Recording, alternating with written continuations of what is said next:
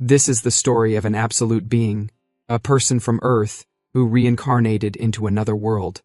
On his path of conquest, he had conquered many dimensions, proving himself the strongest.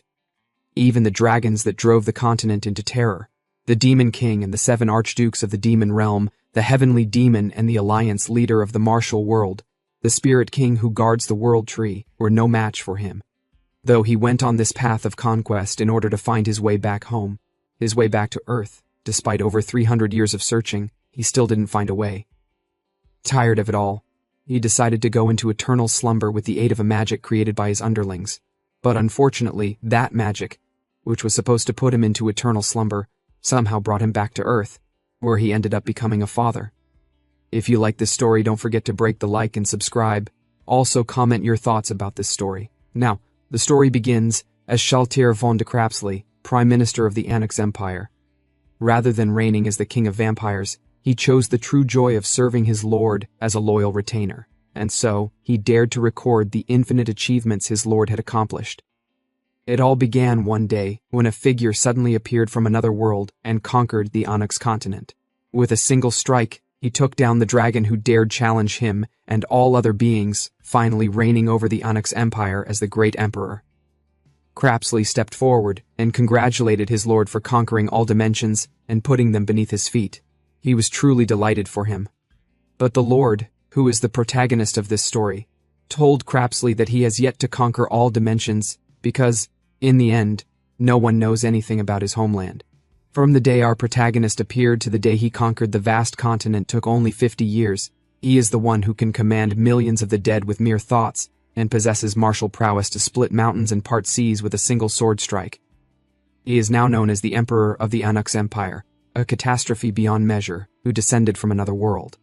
People called him immortal, the king of the dead who rules over the living. No one was more worthy of all those titles than him. Before his overwhelming power, countless beings knelt down. Those insolent ones who resisted him to the end became undead and swore eternal loyalty. The dragons that drove the continent into terror, the Demon King and the 7 archdukes of the demon realm, the heavenly demon and the alliance leader of the martial arts world, the spirit king who guards the world tree. No one and nothing could match our protagonist, the great lord of the Annex Empire. Naturally, all dimensions connected to the Annex continent lay beneath his feet.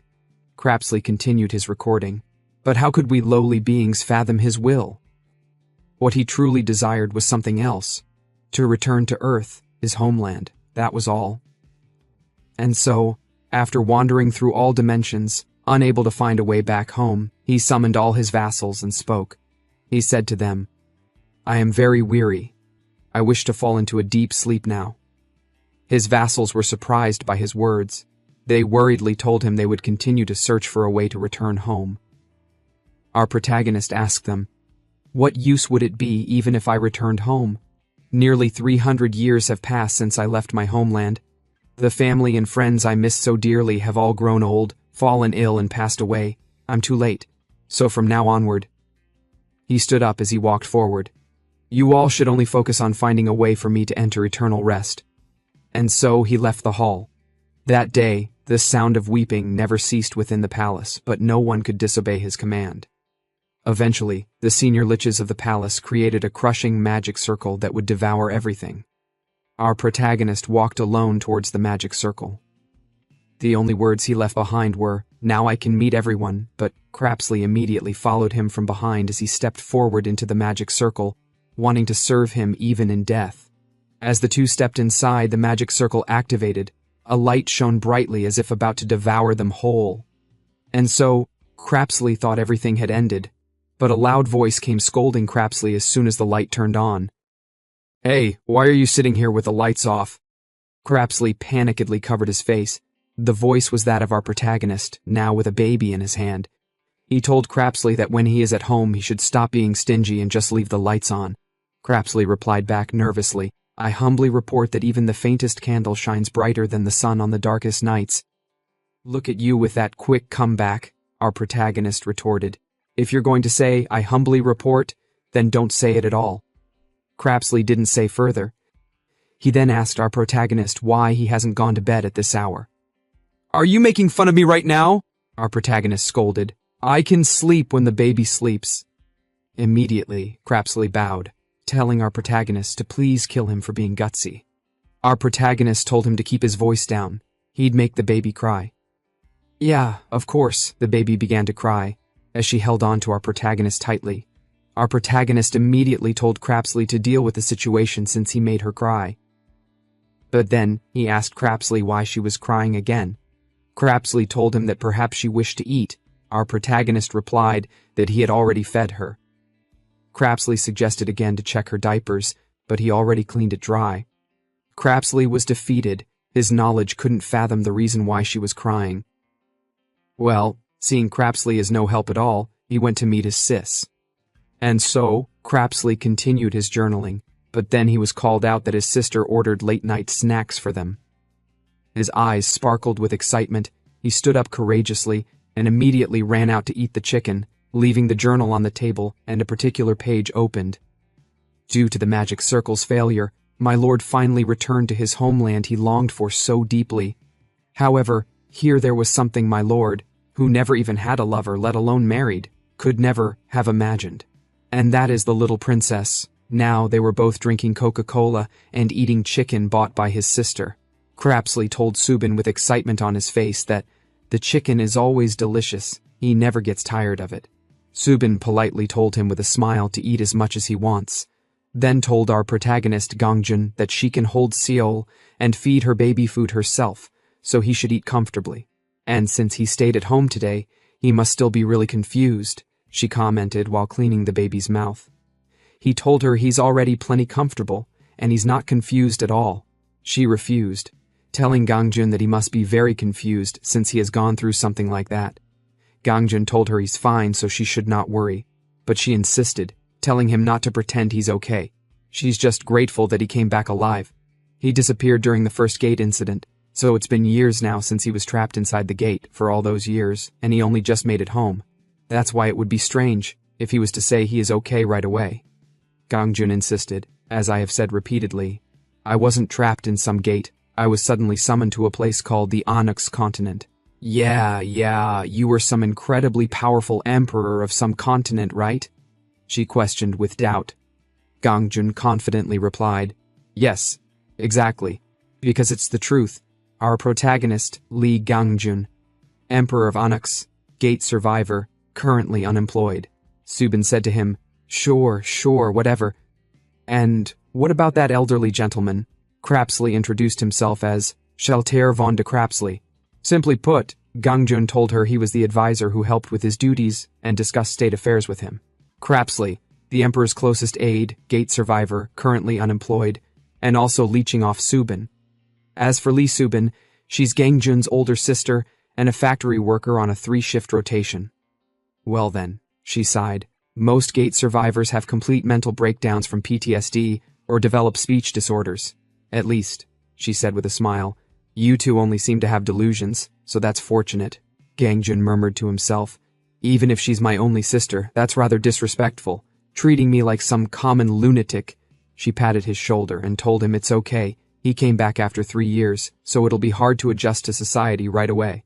But he has Seol, his daughter, and he is still young with a bright future ahead, so he should not worry and just focus on treatment or adjusting to Earth. She'll do her best to support him in the meantime. She also told Crapsley that he's welcome to stay with them as long as he needs until he can contact his family. Crapsley excitedly thanked her. All the while, Gangjun was speechless.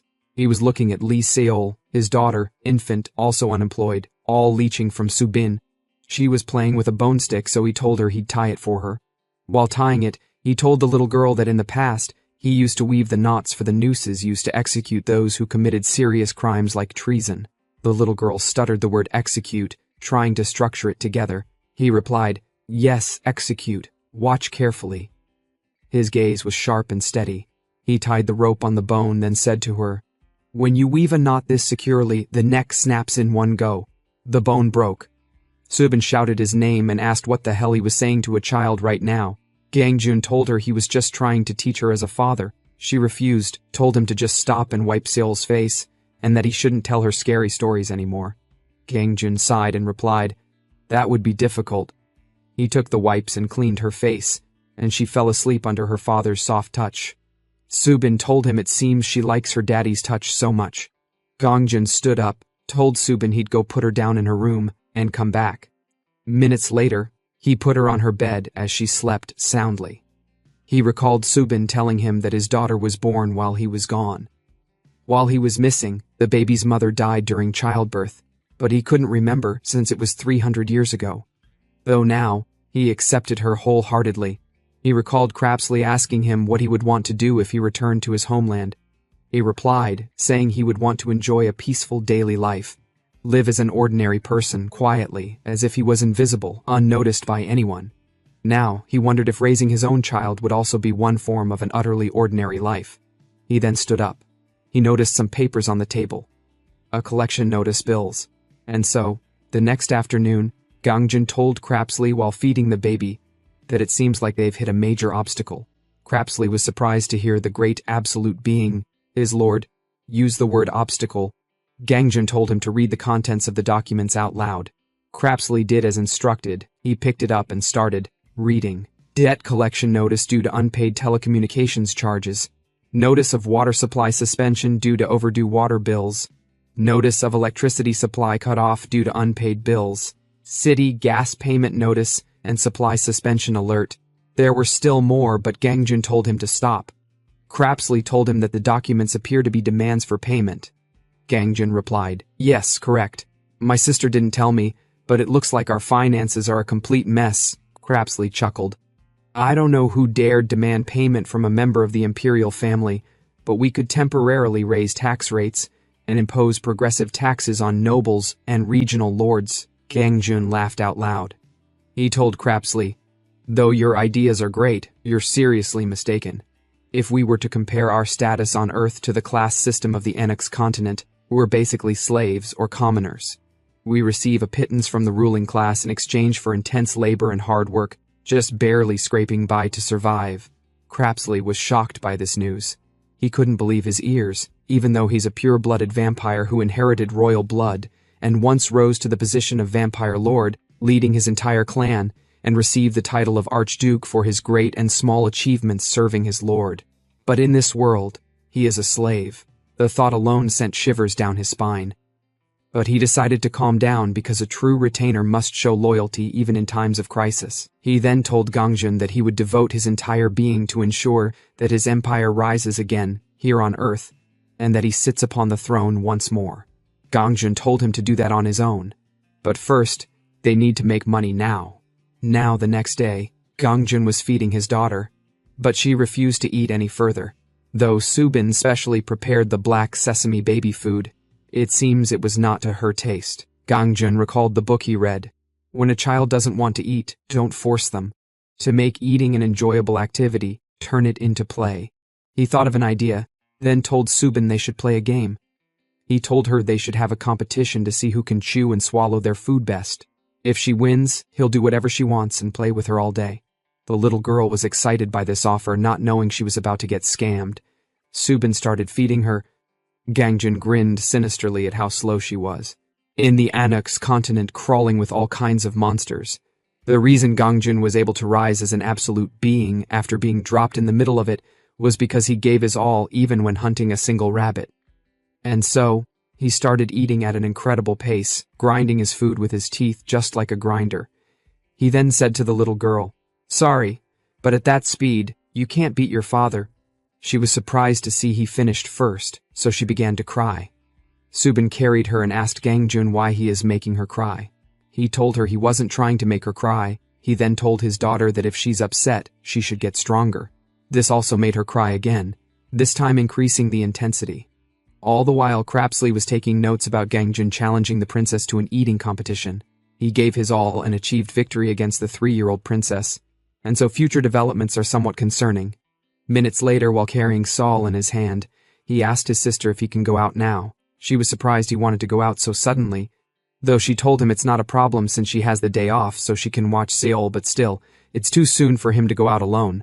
Crapsley laughed and politely told Subin it'd be all right. He'll accompany him.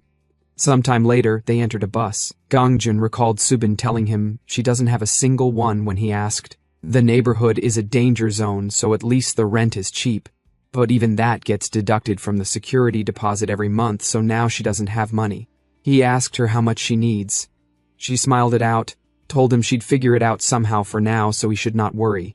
She just wished the lottery ticket she bought this week would win like 1 billion won. Then they could move to a safer place, and she could focus on Seol until she finds a decent job, since Seol is at the age when she needs lots of love and attention. Gangjun was relieved that at least money can solve the issue. He then told Crapsley that he has been thinking about something. For smooth economic activities going forward, he'll need a new name and identity. Crapsley was surprised to hear he'd be given a new name. Gangjun decided to give him a name suitable for Earth, so from now on, he won't be called Shaltair von de Crapsley. He'll be called Choi Dulceo. The weird name surprised Crapsley. Though he hasn't been on Earth for long, he knew the name sounds a bit bad. Gangjun asked why his face is like that. Doesn't he like the name? Dulceo humbly told him he likes it. Gangjun then asked why his face is like that again. The name Dulceo has been passed down for generations only to loyal retainers. Dul means rock, and Soe means steel.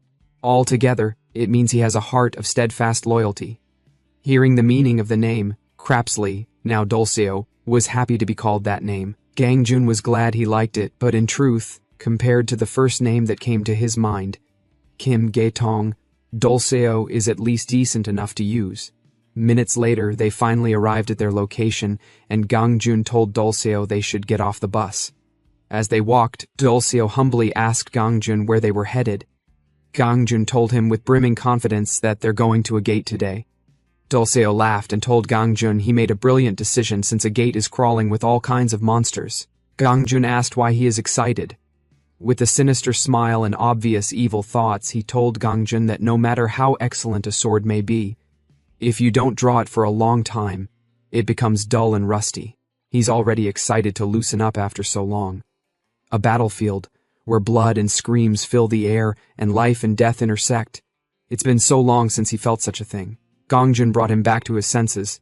I think that might be difficult though, we're just going as porters. Surprised, Dulceo asked what he means by porters. Gangjun told him that in order to hunt in a gate, they need to get something called a license, and that costs quite 1 million won per person. Immediately, Dulceo went on his knees. My lord, no matter what, this is wrong. For you to work as a mere porter, please allow me to handle economic activities alone until our finances stabilize. Gangjun shyly told him to get up. What are you doing? Everyone's staring. They were mocking Gangjun for making an old man kneel like that. But Dulceo refused. Even if a blade comes to my throat, I absolutely cannot let you work as a mere porter. But then Gangjun got close to him and scolded with a sharp, killing tone. Do you really want to die? Get up now. Dulceo was fear-stricken as he realized his lord is angry.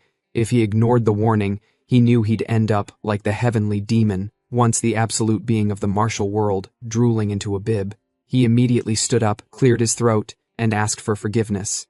Gangjun placed his hand on his shoulder, telling him that he knows about his burning loyalty. You should not worry.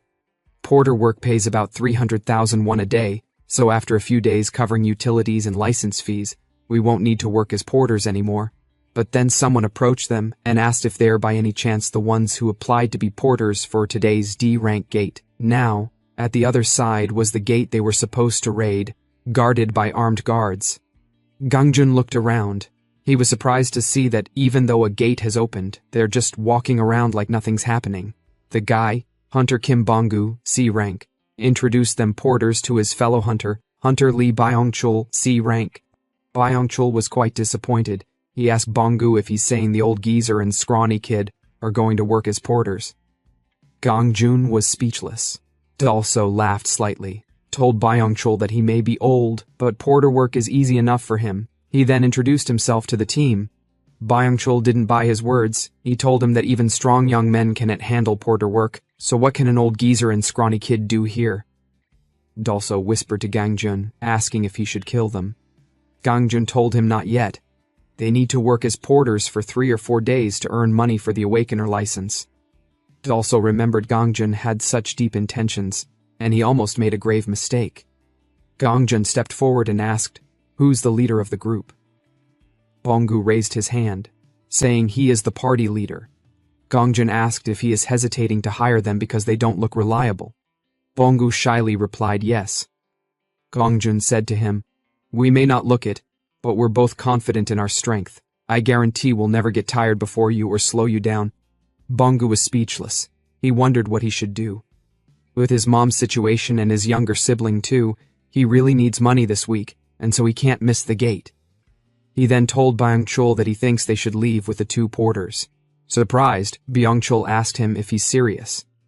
Bonggu replied, "Yes, it's a D-rank gate, so there shouldn't be any problems and the two of them should be enough." He whispered to Byung-chul that actually, he needs to pay for his mother's hospital bills, his siblings' academy fees, and school trip costs this week. Byung-chul agreed since it's only a D-rank gate at most. He told him they should just be extra careful and go. Bonggu thanked him for understanding. Byung-chul shyly told him there's no need to thank him, they also have that ranked hunter too. Though he won't be of help to their combat power anyway, so if they have him carry luggage with the porters, it would solve the luggage problem. From their conversation, Gongjun realized there is one more person.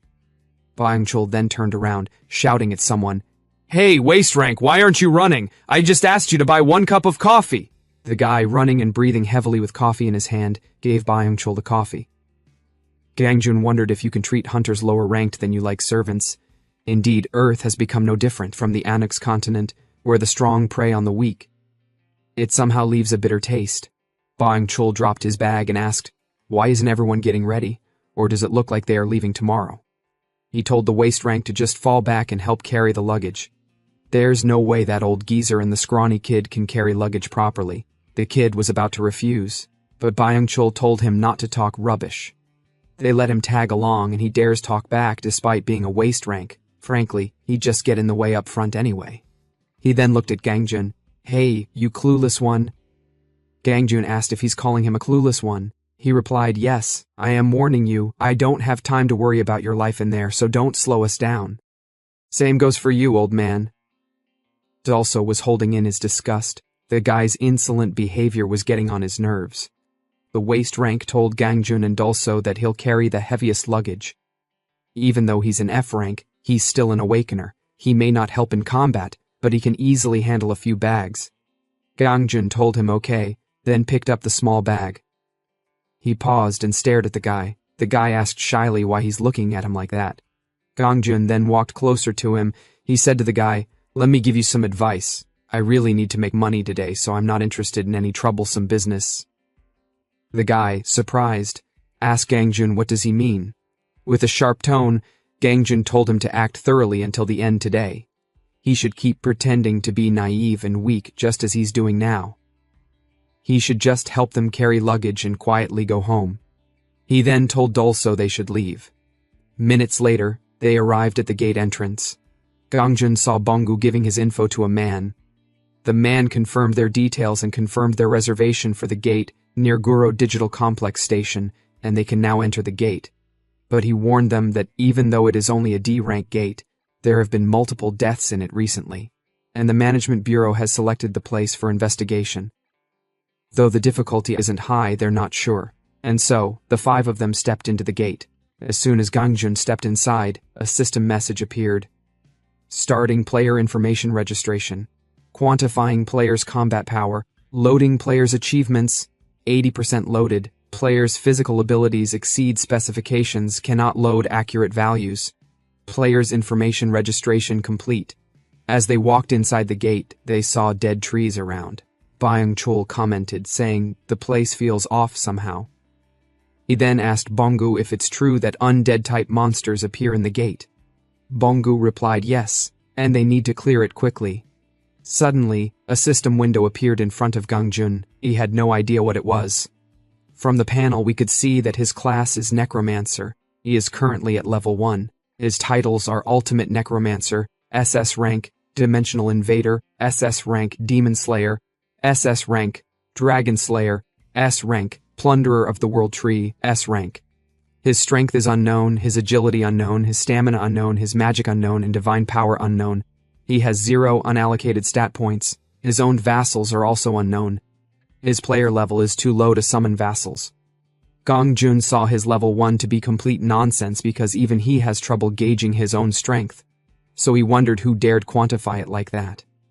What's more, he had no idea what the divine power he's seeing there meant. He also saw the titles that he obtained in Annex. He deemed them interesting since Ultimate Necromancer must be the title he got when his dark magic reached the 9th circle. Then Dimensional Invader is probably from when he inadvertently plunged multiple dimensions into crises while searching for a way back to Earth. And, as for Demon Slayer, though he hasn't counted them, the number of demon species he has personally killed must exceed several millions. The Dragon Slayer title must be from killing the dragon back then. And for Plunderer of the World Tree, he never expected them to make a title out of pulling the divine tree from the spirit realm. He just took it to plant in the palace garden because it felt empty. But he didn't know it would wither quickly. Something then caught his attention: owned vassals. He wondered if it meant he can summon the familiars he has made vassal contracts with, not just also but also the ministers of the Imperial Household Palace, Marshal's Office and Treasury. If he can summon them all to Earth, it would really be convenient. But then Bangchul shouted at him. He told Gangjun that they're about to enter a place where life and death hang in the balance, yet he's just spacing out from the start. Gangjun didn't say much. He told him they should move out. Byungchul told Bongu they should clear the dungeon quickly and leave this place, since it's really disgusting. Bongu agreed. Gangjun wondered if they should just follow them or deviate. As for Dolso, he whispered to Gangjun that the place feels surprisingly cozy. It's almost as if his weary body and mind are being healed. Gangjun also agreed. He thought to himself that this place must be where undead-type monsters appear. It's similar to the Deadlands, which were classified as forbidden zones on the Annex continent. He smiled at how refreshing and pleasant it's been for once since arriving on Earth. Bongu then told everyone to stop. It's time to work. Bongu activated his energy as they sighted undead from a distance. Bongu activated his magic and shot it at one of the undead, which immediately attracted the attention of the other undead. Gangjun was quite amazed to see them using magic against the undead. He deemed their battle to be interesting, although it's lousy. At least it looks the part. Though they struggled a bit, they cleared the undead in that area. Bongu told the porters they should collect the magic stones and then move on. The porters did as instructed, picking the magic stones. And so, they continued their journey, but this time around, more of the undead appeared. Byungchul was the tank, while Bongu was the damage dealer. Byungchul was pissed since they kept coming out of nowhere, refusing to die, but then, Gangjun told him he'd better watch himself this time because there are some archers mixed in among the undead. Byungchul told him to stop saying nonsense, but then, to his surprise, multiple arrows were shot at them, and he was able to react in time to block them.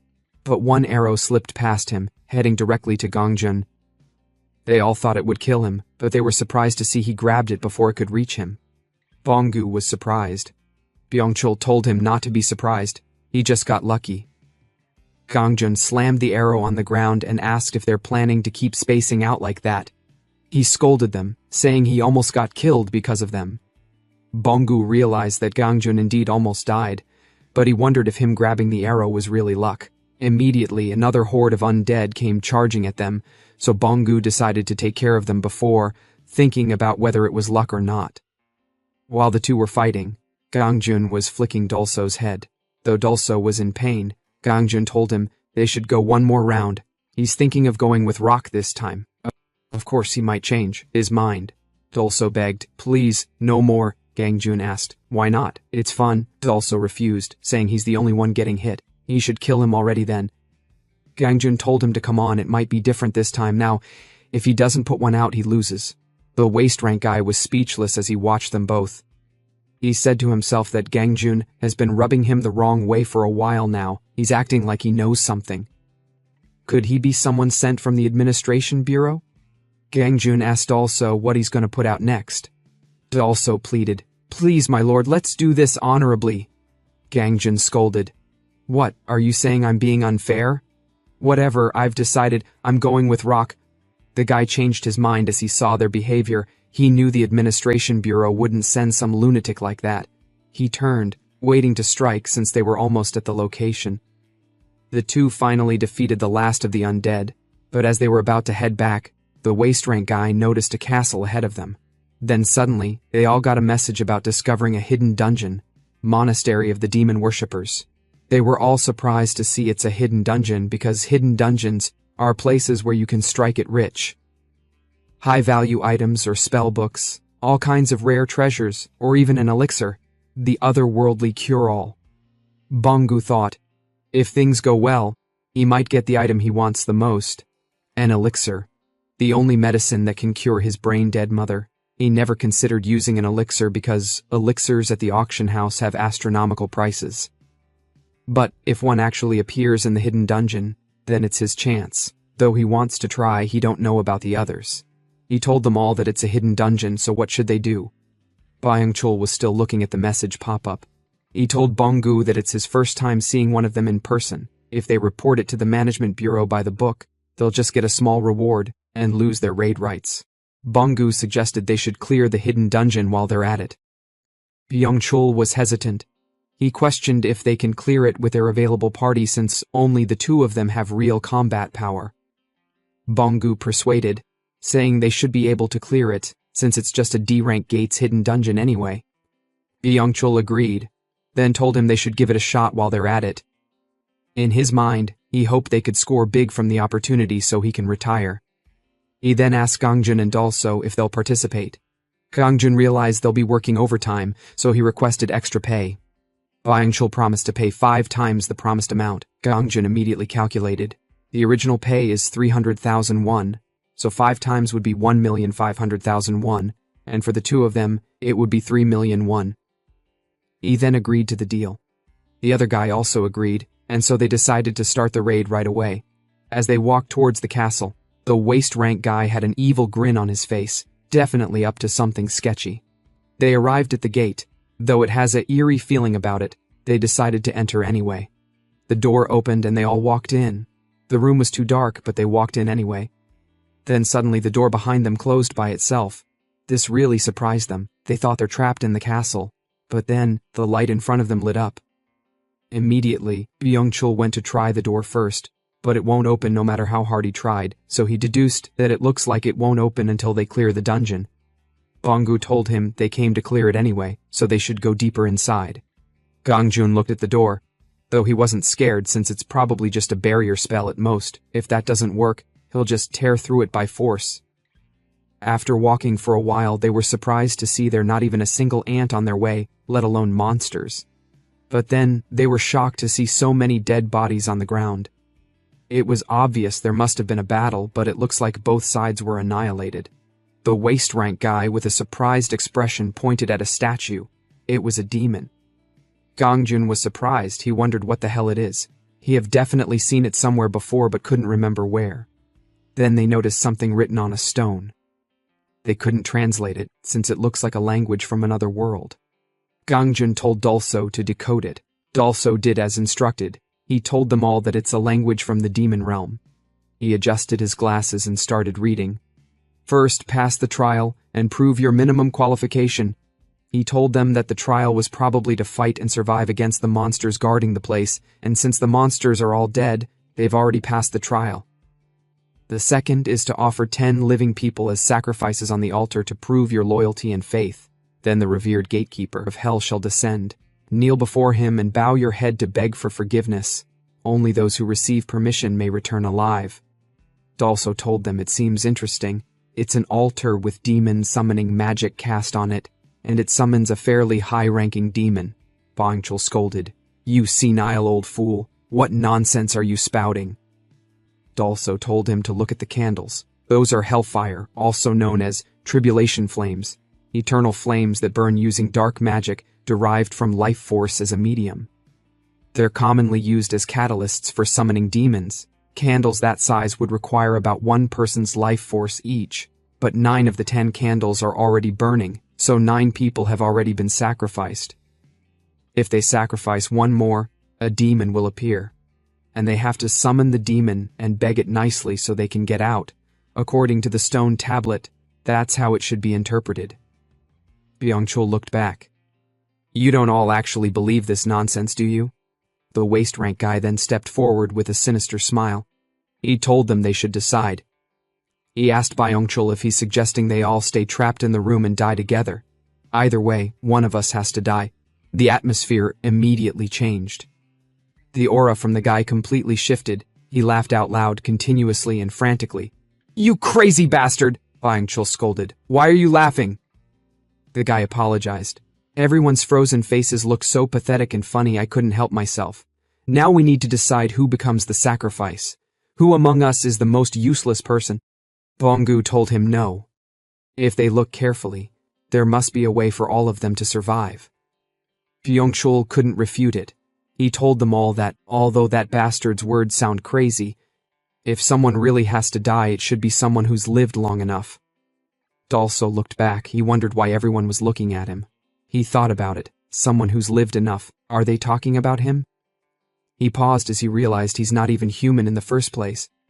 Oh, then, he wondered if they're talking about his lord, who's over 300 years old in Earth years. He then whispered to Gangjun, "Those insolent fools seem to be targeting you as someone who's lived long enough." But Gangjun brutally told him they're talking about him. Also was surprised. "Me? Are you sure? They clearly said someone who's lived long enough." Gangjun told him he is the one they're talking about, so he should just stay quiet. Bong-gu told them not to jump to conclusions. They should find a way for all of them to survive. But Byung-chul scolded, "You bastard, you want to play saint even now. I am not saying anything wrong. At this rate, we'll all be trapped here and die." "Damn it!" He slammed the wall. "Hidden dungeon or whatever. If you hadn't tempted us in the first place, we wouldn't have come here." Bong-gu told everyone to calm down. Blaming each other now won't change anything. Byung-chul's attitude shifted. He told Bong-gu that if he wants to play hypocrite until the end, then he should just die in their place. Surprised, Bong-gu asked what he meant. Byung-chul grinned. "Don't you like the option either?" But then, they heard laughter coming from the waist rank guy again. "What a delightful spectacle," he commented with a sinister grin. "When people are cornered, that's when they reveal their ugly nature. There's no need to bicker among yourselves, so you can stop now," he continued. "I was planning to kill all of you from the start anyway." He then activated his dark magic and chanted a spell. Suddenly, the aura he emitted began seeping into the bodies of the dead on the ground, and they all started standing up. Bong-gu was shocked to see he was a necromancer. Byung-chul insulted, "Waist rank, you bastard. Don't tell me you've been pretending all this while." The guy grinned wildly, his voice echoing throughout the room. "You finally caught on." "Yes, I'm a hunter-killer affiliated with the Anti-Management Bureau Alliance, and I am not a waist rank, I'm a rank. Meaning I am a great being fundamentally different from vermin like you." Hearing he's from the Anti-Management Bureau, Byung-chul immediately lost all hope of surviving. Because unlike the Hunter Management Bureau established for peace and public welfare, those bastards claim that people with special powers should monopolize wealth and power. If that's the case, Byung-chul realized that the bastard is a murderer who hunts hunters affiliated with the Bureau. He looked behind him. The undead were approaching. He counted, they were more than 30, and they had to face an A-rank murderer on top of that. Seeing this, he gave up. He told Bong-gu there's no chance of winning. Bong-gu tried telling him they should at least try fighting, but Byung-chul told him it's over. They're already dead. The guy grinned wildly. "A very commendable attitude. Just accept your fate and become sacrifices for the great cause." But then, Gangjun told him to wait. "Wait a minute, it'd be a bit problematic to kill those guys right now since they still owe me money." Gangjun threw the bag on the ground, saying, "And didn't I warn you earlier that it'd be best to just keep acting until the end? Just for today?"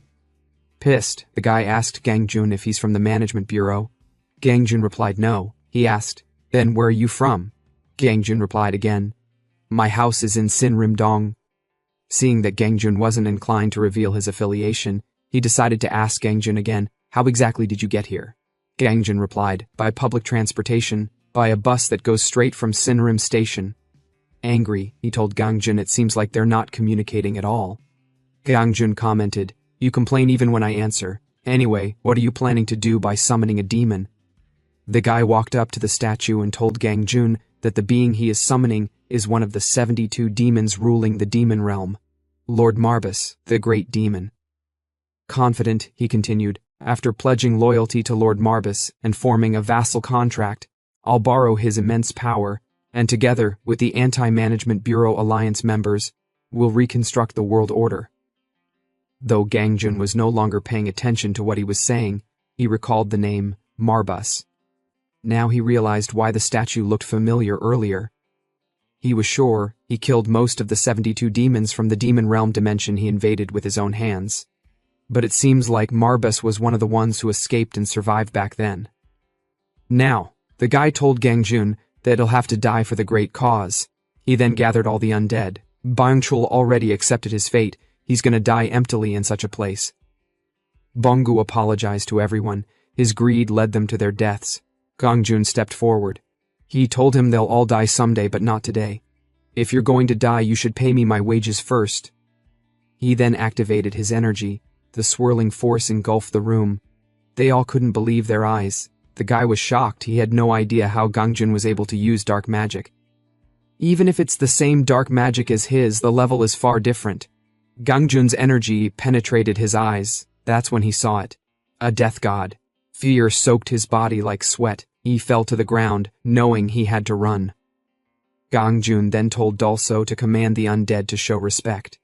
Immediately, Dulso stretched out his hand and said with vigor, "The catastrophe beyond measure, king of the dead who rules and governs the living, the great immortal.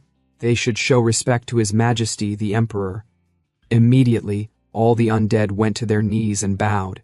The moment those death knights dropped to their knees, the atmosphere went from dark fantasy to divine comedy. A whole army of armored nightmares bowing to Gangjun. Yeah, the same Gangjun who just wanted to be an anonymous nobody. Looked like the universe's biggest inside joke. Even he blinked twice, wondering if he'd accidentally subscribed to godhood. Dulso stood off to the side, equal parts amazed and existentially tired. Bongu's brain was buffering, and he looked one bad heartbeat away from uninstalling reality. The villain, once loud and arrogant, was suddenly trembling before Gangjun, mumbling apologies that even he didn't believe. The so-called god of death just sighed, wearing that tired look of someone who's been accidentally overpowered by life itself. He said he was sick of the drama, of standing out, of being worshipped, of cosmic nonsense. All he wanted was peace and quiet, maybe a cup of tea without someone trying to sacrifice a continent. Then he placed his hand on the villain's shin. Because of course, nothing says terrifying deity like a casual kneecap grab, and stared straight into his eyes. In that instant, the temperature of the cave seemed to drop. Mystic eyes. Dulso recognized it immediately. The advanced illusion technique that shredded sanity like old receipts. The stronger the caster, the uglier the nightmare. And the poor fool who stood before Gangjun was now groaning, thrashing and rolling on the ground, like his soul was trapped in a blender. Bongu, who moments ago thought this villain was unbeatable, now stood frozen, watching the man's pride disintegrate. His thoughts were loud enough to echo, who in the world is Gangjun, and why does reality obey him like a nervous intern? Gangjun's gaze flicked toward Bongu, the kind of look that rearranges your priorities. He noted how the kid was still standing, which by Gangjun's standards counted as progress. It almost sounded like praise, right up until Gangjun's expression said otherwise. He asked if Bongu wanted to be in the shoes of the bad guy on the floor. Bongu replied, "No, sir." Gangjun said, "All right, then he must never speak of what happened just now to anyone." Dulso, forever efficient, suggested finishing the job. Killing the witness and cleaning up would be logical. Bongu's spirit nearly left his body at the suggestion, but Gangjun waved it off. Death was boring. A gag spell would do, one that made anyone who dared speak the truth drop dead on the spot. The villain's screams faded into background ambience as the ritual began. The undead, obedient as ever, lifted his limp body to the altar. Blood spilled freely, candles trembled in excitement. The whole cave started shaking like the world was buffering an update it didn't ask for. From the stone statue, a voice began to echo, a heavy, ancient sound drenched in ego. The demon Marbus arrived, radiating theatrics like a one-man opera. His speech dragged on about vengeance, ancient betrayal, lost brothers, and the usual infernal trauma. Gangjun, somewhere between unimpressed and mildly nostalgic, realized he'd heard this voice before. And then it hit him. Oh, it was that demon. The one who used to rule Hell's schedule before Gangjun wrecked it. Marbus froze mid-sentence. Recognition dawned. That voice, the immortal himself, The same being who'd once dismantled his entire world like a bored editor cutting filler arcs. Gangjun smirked, the kind of calm that made Thunder look insecure. He didn't even need to say much, his expression did the talking. The mighty gatekeeper of hell, the demon among demons, was now a trembling mess begging for permission to exist. And Gangjun, in his infinite irony, actually allowed it. Told him to leave, to live quietly. The absurd mercy of a man who could end worlds but just wanted to clock out early. Marbas bowed, almost crying from relief, muttering gratitude as he prepared to escape. And that's when Gangjun's mind drifted to something completely unrelated. He remembered reading once that pets improve children's emotional intelligence. Something about empathy, IQ, and furry companionship. A dangerous spark flickered in his eyes. Just as Marbas turned toward his freedom, Gangjun stopped him with 2 words that shattered the room. "Bark for me." The demon froze, his infernal brain struggling to process whether this was a command or cosmic trolling. Gangjun's expression remained calm, the way only someone truly chaotic could manage. And so began the most humiliating moment in demonic history. Marbas barked. Loudly, hesitantly, then with effort, each sound echoing like a funeral for dignity. Dalso observed quietly, clearly taking mental notes on divine cruelty. Gangjun nodded, evaluating him like a disappointed dog trainer. He even praised the effort, said the demon looked like a dog now. Dalso agreed, deadpan as ever, because apparently reality had no standards anymore. Inside, Marbas was screaming, the once feared demon lord of 72 realms, now reduced to a panting embarrassment. His pride burned hotter than hellfire, but his body obeyed. Sweat dripped from his horns as Gangjun smiled, genuinely pleased. He told the demon he'd passed the first test, then asked if he could shapeshift. Marbas hesitated. Inside, he cursed every law of creation that led him here. He was once called by the terrifying moniker, Gatekeeper of Hell, a name that made angels request early retirement. Marbas, one of the 72 apex demons, a being who once reduced kingdoms to smoke, now stood trembling before a man who didn't even button his shirt properly. But right now, the mighty demon lord was being asked to audition as a pet dog. Life was cruel. He shapeshifted instantly, fur rippling into place as he landed as a small brown puppy. "How about this?" he asked. Gangjun tilted his head like a fashion critic judging a disaster on the runway. Definitely cute, but something was off. No, he decided with the kind of authority that could ruin careers. Dalso, trying to be diplomatic, muttered something about proportions and princess preferences, as if the princess's taste mattered more than Marbas's dignity. Marbas, meanwhile, was screaming internally, "You filthy mortals! How dare you judge a creature who once commanded hellfire?" Still, Gangjun wasn't satisfied. He clapped once, radiating the kind of energy teachers have before giving surprise tests. "Change again." In an instant, Marbas turned into a fluffy white dog. Gangjun's eyes squinted. Next, now a shaggy one. Next, now a teddy bear-looking thing. Next, now a short-tailed mutt that looked like it regretted its bloodline. Next, by the 7th transformation, Marbas's patience had gone on strike. He reverted to the very first puppy, glaring so hard that even gods would file complaints. His eyes screamed it louder than words ever could. What the actual hell is wrong with this human?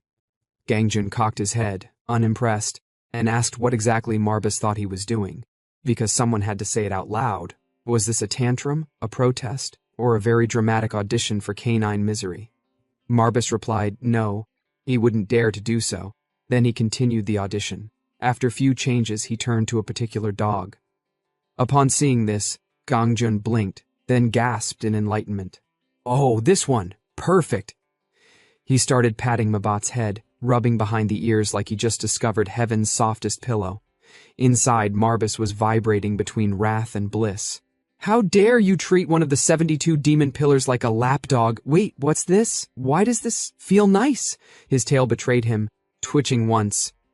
A small wag of sin. He froze, ashamed, but that single movement sold his soul to the pet life. Gangjun, oblivious, turned to Dalso and Bangu. "So, what do you think?" Dalso nodded as he said it was a perfect compromise. Bangu, who clearly wanted no part in this madness, muttered that it looked wonderful. And that was that.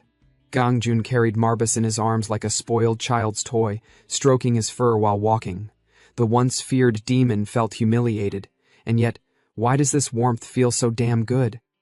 But before they could leave, Bongu spoke up with that annoying voice of reason everyone hates in a drama. He reminded them that the corpse from earlier was kind of important, and shouldn't just be left there like discarded pizza. Gangjun sighed. Trouble, paperwork, public attention. Ew. He hated all of it. He wasn't even technically a hunter anymore, just a man allergic to attention. And so, like the manipulative genius he was, he turned the spotlight onto Bongu. Hey, you were amazing earlier. Thanks for saving my life. Bongu blinked. What? Saving whose life? Is this man okay? Is there a hidden camera? But Gangjun went on, spinning pure PR magic. To subdue such a vicious criminal in one blow, impressive work. Bongu froze. Inside his brain, 12 processors spun simultaneously trying to figure out Gangjun's 12D chess move. He's pushing the credit onto me, so he can vanish unnoticed. Damn it. He's good. He stammered out a humble acceptance, but Gangjun smiled. Sharp kid. He'll go far. Soon after they handled the body and went back to Earth through the portal. The aftermath was a chaotic mix of reality and farce, with barricades and soldiers marking the street like a crime scene set by an overzealous director. Hunters' bodies were rushed in ambulances, their faces pale, eyes shut, their life and death struggle reduced to motionless forms on stretchers. Bongu, the one who had taken down the villain, sat at a nearby table, pen hovering nervously, scribbling his statement. The officer leaned close, relief dripping from every pore, telling him how glad he was that everyone survived, that no major injuries had occurred. The corpse had been identified, a wanted murderer tied to the Anti-Management Bureau Alliance, and now a special unit would investigate. They would need Bongu for additional input. He agreed, though inside his mind a storm of disbelief brewed. Then came the real punch. Once the investigation was complete, the case would go public. Bongu's mind stalled. Reported? Publicly? His chest tightened, disbelief hammering through him. If it weren't for Gangjun, they'd all be cold corpses, nothing but corpses sprawled in the street, and he felt it in his bones. The officer leaned closer, voice dropping like a blade in a dark alley. Had Bongu undergone a second awakening recently? The report claimed he had subdued the Anti-Management Bureau hunter single-handedly. Bongu stammered, trying to downplay it, muttering about luck. The officer, who clearly had a flair for understatement, warned him humility could be poison, that at some point he should accept his praise. And then, almost conspiratorially, whispered about the bounty on the villain's head. Hundreds of million, with the promise of guild contacts once the news hit. Star material, headline screaming, C-rank rookie, subdues a rank murderer. National hero, Kim Bongu. Bongu blinked at the absurdity, his thoughts tangled between awe and panic, grateful yet utterly bewildered. And all the while his mental nod went to Gangjun, the shadow behind the miracle. Meanwhile Gangjun was across the street, living his best broke man life, chewing spicy tteokbokki from a street stall. He bit into it, flinched, and said it wasn't that spicy. His lips, however, were conducting a ritual of fire. Dolso, half crying from the heat, refused to stop eating. My tongue feels nothing, he muttered, but my soul is burning beautifully. Gangjun asked Marbus, now sitting like a depressed furball on the ground, if demons made this kind of torture food. Marbus, terrified, shook his head so fast he nearly unsummoned himself. Gangjun grinned. Good, next time we'll try fire chicken stir-fried noodles. Dolso looked at him like a man hearing his death sentence read in high definition. Bongu stared at them from across the street. He stood where he was, still processing the universe. Who was this Gangjun? A man who made demons beg and a rank hunters evaporate. A man disguised as a nobody. Maybe a fugitive, maybe a god, maybe an idiot. Hard to tell. But one thing was clear. Bongu had to get close to him, become his disciple, learn his secret. Because if life ever gave him another chance, he'd rather wag his tail in strength than bow his head in fear. The bureaucratic mess settled, and it was time for payment. Bongu handed Gangjun the agreed sum, careful, respectful. Gangjun counted, eyebrows raising ever so slightly. Too much. Bongu shrugged, logical and simple. He saved their lives. This was the least they could do. Gangjun pocketed the money with an almost imperceptible nod. Instructions clear, use it well, meet again if fate allowed. Doso, ever patient, agreed, time to move on. But Bongu, heart-thumping, asked for just a moment more, a meal at least. Gangjun waved it off, family waiting, duty calling, the world turning without pause. Bongu's internal plea was desperate, catch him just a moment, a drink, 30 minutes, an hour at most, soju. The word froze Gangjun in place. Gangjun asked if it was really the soju he was thinking of, and Bongu, ever the optimist, replied that it probably was. Gangjun looked up, as if the ceiling itself had just confirmed a divine revelation. Earth had soju, humanity at least, had done one thing right. He said that back in his last days as the emperor of the Onyx continent, he had tried every liquor under the sun, the richest, rarest, and most pompous ones served in cups made of ego and gold. Yet none came close to the taste of soju. He'd tried to recreate it with royal breweries, divine brewers, even some illegal alchemists, but the flavor refused to be reborn.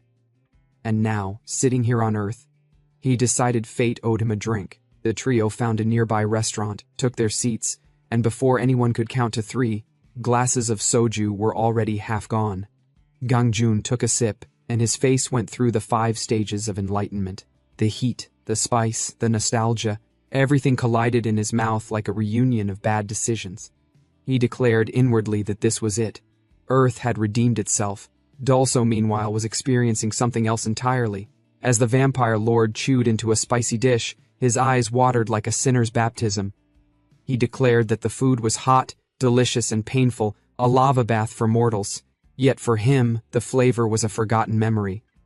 How long had it been since he last tasted blood?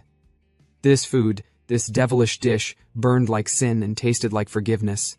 Watching the two of them perform culinary sermons, Bongu wondered what he'd gotten himself into. They looked like men who just discovered food after 10 years in exile. He muttered that maybe he should order more, because clearly starvation wasn't the issue, but obsession was. The moment he asked, both of them lit up with joy. He turned to the old lady running the restaurant, the Ajuma, and asked for another bottle of soju, and one more bowl of rice soup. The woman, half done with her patience, shouted a confirmation and turned to leave. But before she could take 2 steps, Dulso called out to her.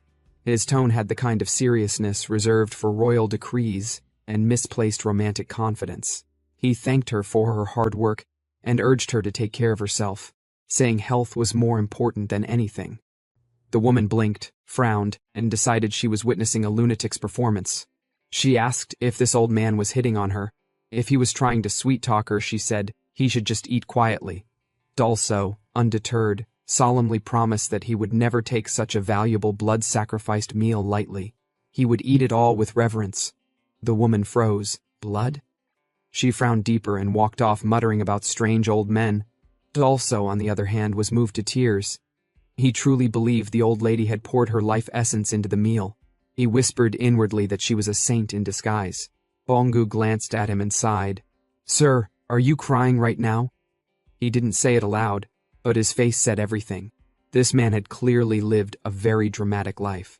Then Gangjun looked over and asked why Bongu wasn't eating. Bongu replied that he was, slowly, only to be interrupted when Gangjun, with his usual lack of attention to mortal details, called him Bongsik. Bongu corrected him, saying it was Bongu, not Bongsik. Gangjun waved a hand like he was clearing bugs from his memory and said fine. He told him to stop calling him sir and just call him Hyung. Bongu nodded, glad to finally earn casual treatment from a man who might as well be a divine landlord. Then Bongu hesitated and asked if Gangjun would accept him as his disciple. Gangjun didn't even blink before replying no. Bongu sighed.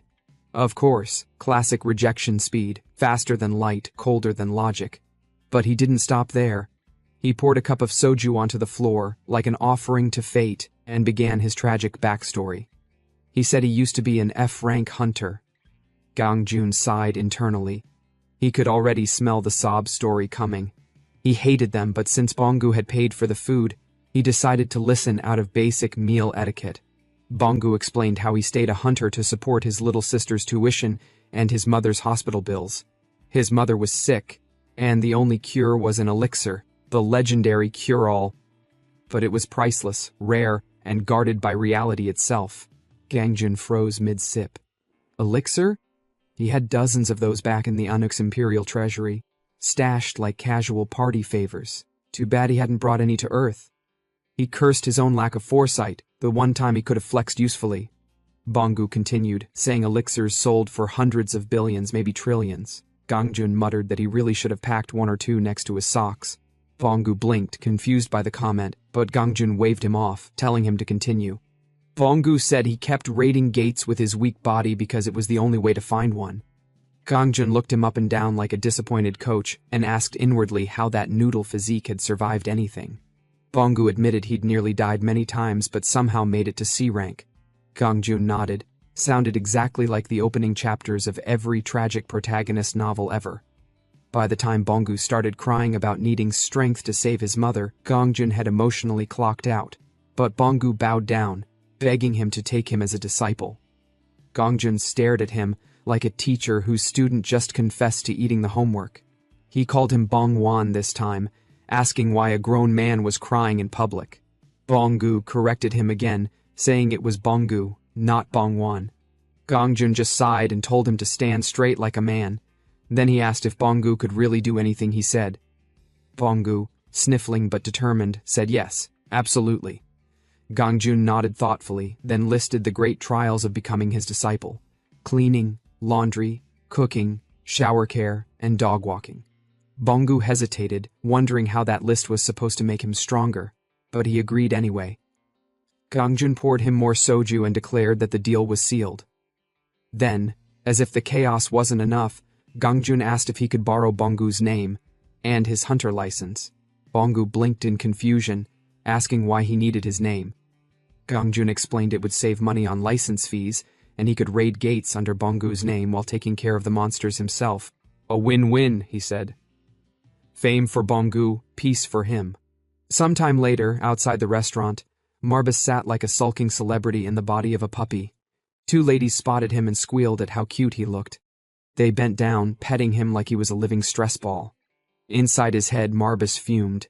Insolent fools, how dare they touch him like some common pet. But when one of them said how soft his fur was, his brain short-circuited between fury and guilty pleasure. Then one lady dropped a dog treat, saying she'd share one from her baby's stash. Marbus turned his face away like he didn't care, projecting pure royal disdain. But as soon as they left, he sniffed it, took a bite, and instantly regretted how good it tasted. Such trashy snacks, he thought, yet somehow divine. Marbus was demolishing the snack like it had personally insulted his ancestors. And every bite released a flavor explosion so intense it felt like he was eating a full-course meal condensed into a single overachieving snack. It wasn't just food anymore, it was philosophy, sin, and pleasure packaged in fried glory. He thought, so this is what bliss tastes like. Destruction seasoned with depravity. Gangjun showed up right in time to ruin the moment, asking what exactly Marbus thought he was doing. The demon lord, caught like a kid with crumbs on his soul, dropped the bone and muttered that he was just checking something. Gangjun didn't bother prying. He simply told him to keep doing whatever unholy ritual he was performing. Then, out of nowhere, Gangjun sighed and looked toward Bongu, the man who was currently proving that alcohol and dignity are mortal enemies. Bongu had passed out cold after a few bottles of soju, lying there like a deflated ego.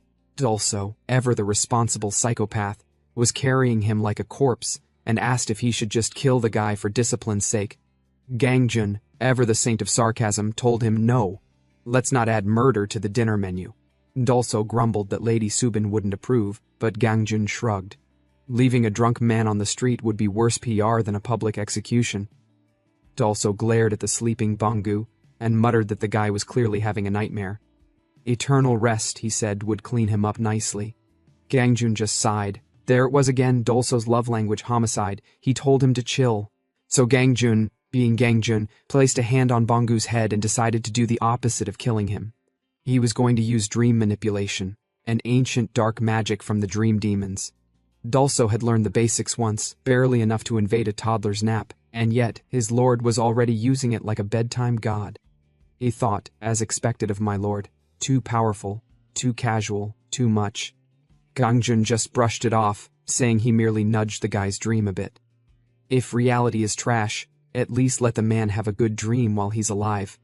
Inside Bongu's dream, things took a sentimental detour. He found himself by a river, throwing stones like a kid. Then came his father's voice, gentle and warm, too warm for a guy whose entire existence had been chaos. His father told him he was proud. Bongu froze, realizing his dad was long dead. Yet here he was, alive, smiling, patting his head, telling him to be strong, to protect his mother and siblings. The scene unfolded like a miracle stitched from memories. His younger self begged his dad not to leave again. He promised he'd never complain about fishing trips, never whine about mountain climbs, never say he was bored. He just wanted more time.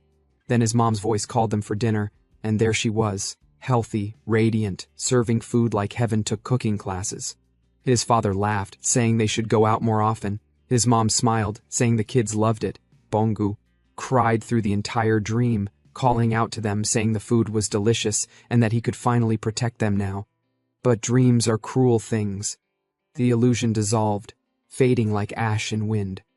Bongu found himself by a fireplace, hearing a voice call him, someone telling him to wake up because dried pollock soup was ready. He blinked, disoriented, as reality clawed its way back. Outside, Dolso's voice cut through. "Should we just kill him so he can sleep forever?" Gangjun sighed like a tired babysitter.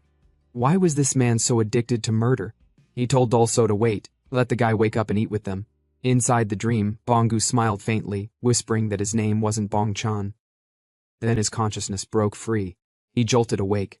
The first thing he saw was Gangjun sitting calmly, holding his daughter, Seol, in his arms. Gangjun's tone was soft, teasing, asking if his princess had eaten. Seol nodded and said it was yummy. The man who once bullied monsters into submission was now losing to a toddler in a staring contest. Bongu stared in disbelief.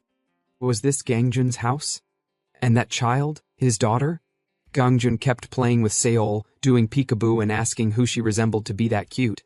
Seol proudly said Baba, and Gangjun nodded with that smug of course face that fathers get when they realize they've won genetics. Then, noticing Bongu's horrified stare, Gangjun froze, his eyes narrowed. Bongu froze harder, mutual embarrassment flooded the room.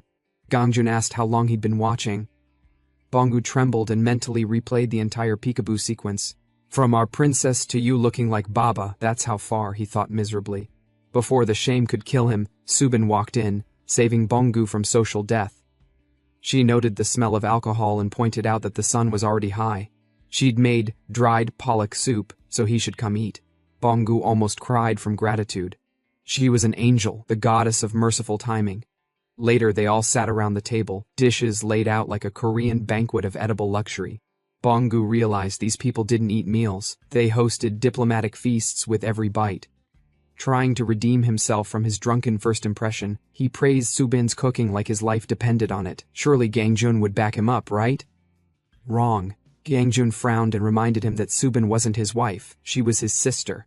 Bongu's brain blue-screened. He froze, every cell screaming in embarrassment. Perfect. He just flirted with his friend's sister in front of the entire table. Genius. Trying to fix the awkwardness, he simply nodded and kept eating quietly. Subin, ever composed, asked if it was true that he and Gangjun had been close since childhood. Bongu quickly realized this was the story Gangjun must have told her. So he played along, saying yes, they were like brothers. Then Subin, with quiet worry, asked a favor. Could Bongu look after Gangjun for a while? The man almost choked on his soup. Look after him? The same Gangjun who flicked boss monsters like mosquitoes and casually mastered demonic dream magic? How does one look after a demigod? Subin continued gently, explaining that Gangjun had only recently returned home after being trapped in a gate for nearly a month. Bongu's mind clicked. Wait, a gate survivor? One of those hunters from the news who came back changed, stronger, different? Before he could process the absurdity, Gangjun casually corrected her, saying they weren't trapped in a gate. Subin tilted her head. Pretending to remember, she said, "That's right, he wasn't stuck in a gate, but was some king of a continent or whatever." The moment she said that, Bongu nearly short-circuited. Wait, Gangjun was a king? A whole king? That's insane! But Gangjun, never one to settle for mediocrity, corrected them both. Not a king, an emperor. Because apparently regular royalty wasn't dramatic enough. Subin rolled her eyes, saying that it's the same thing anyway. Gangjun disagreed immediately. It was not the same thing. Kings couldn't even look him in the eye, he said. He was an emperor, a higher species of headache, above 100 kings combined. Dalso, ever the loyal hype man, joined in from the corner. My lord, do you remember the former king of Baratheon? Gangjin looked unimpressed and asked who that even was. Dalso reminded him. The one who dared to make eye contact with his imperial majesty and got beheaded for it. Gangjin snapped his fingers, as if recalling a mildly amusing memory. Oh, that guy. Yeah, he died embarrassingly fast. Bangu sat there, stunned. His mind was struggling to keep up. Gangjin wasn't just a king, he was an emperor. And Dalso? If that was true, then Dalso couldn't be just some average bodyguard either. Maybe he was some high-ranking general disguised as a loyal maniac. Subin interrupted his mental chaos, explaining softly that this was exactly what she meant. She asked if Bangu could see it now. This was what she wanted to tell him. Gangjin was struggling with post-gate effects, adjusting back to normal society. Bangu nodded quickly. Ah, so that's why he walks like gravity owes him rent. It made sense now. He asked cautiously if Dalso had also been some sort of emperor back then. Gangjin replied no. Just a prime minister. Dalso immediately corrected him, an advisor technically. Subin sighed so hard it could have powered a windmill. Everything was going sideways again. She turned to Bangu, clearly desperate, and asked if he was just playing along with the mood. But still, she asked him sincerely to please help Gangjin readjust. Bangu nodded, saying he would do his best, because what else could he possibly say to this royal circus? Subin thanked him, relieved. Then she turned to Dalso and asked if he'd like to try a part-time job. Dalso smiled like he'd just been invited to slay a dragon. Lady Subin, he said, what kind of job is this? Gangjin casually mentioned that the convenience store across the street was hiring. Subin had brought it up earlier. They said Dalso could at least come for an interview. Dalso, predictably, refused immediately. He had a duty to serve his lord and could not leave his side, not even for a moment. But Gangjin, tired of being worshipped like a deity, told him to go anyway. He thought to himself that it was exhausting having Dalso glued to him all day. Every hour it was the same. My lord this, my lord that, my lord should I kill him? Enough. Let the man learn about capitalism and customer service for once. Plus, Gangjin reasoned, it would help the household finances a little. He told Dalso directly to go for the job. Dalso froze, scandalized. My lord, I cannot abandon you. But Gangjin smirked and reminded him of his grand promise, to build an empire here on Earth. Dalso's eyes widened. His lord was testing him. Of course! Understanding mortal society would be crucial to ruling it. Dalso's face lit up with terrified inspiration. He fell to his knees and began slamming his forehead on the floor. His lord was testing his loyalty. He begged forgiveness for failing to see His Majesty's vision sooner. Gangjin groaned internally. Here we go again. Dalso continued banging his head, declaring he had no face to gaze upon his emperor's glorious countenance. He swore to crush his unworthy body into dust if that's what it took to fulfill this mission. Gangjin told him to calm down. Dalso did not calm down. He just made it worse, shouting that he would devote every breath to this divine investigation. Gangjin sighed, rubbing his temple, and said fine. He'd take that as a yes. He turned to Subin, asking if she heard. It was decided. Dalso would take the interview. Thus, the legend of Sir Dalso von de Crapsley began, an ancient warrior stepping into the terrifying battlefield of part-time employment. Later, Bangu was in the kitchen, washing dishes with the focus of a monk.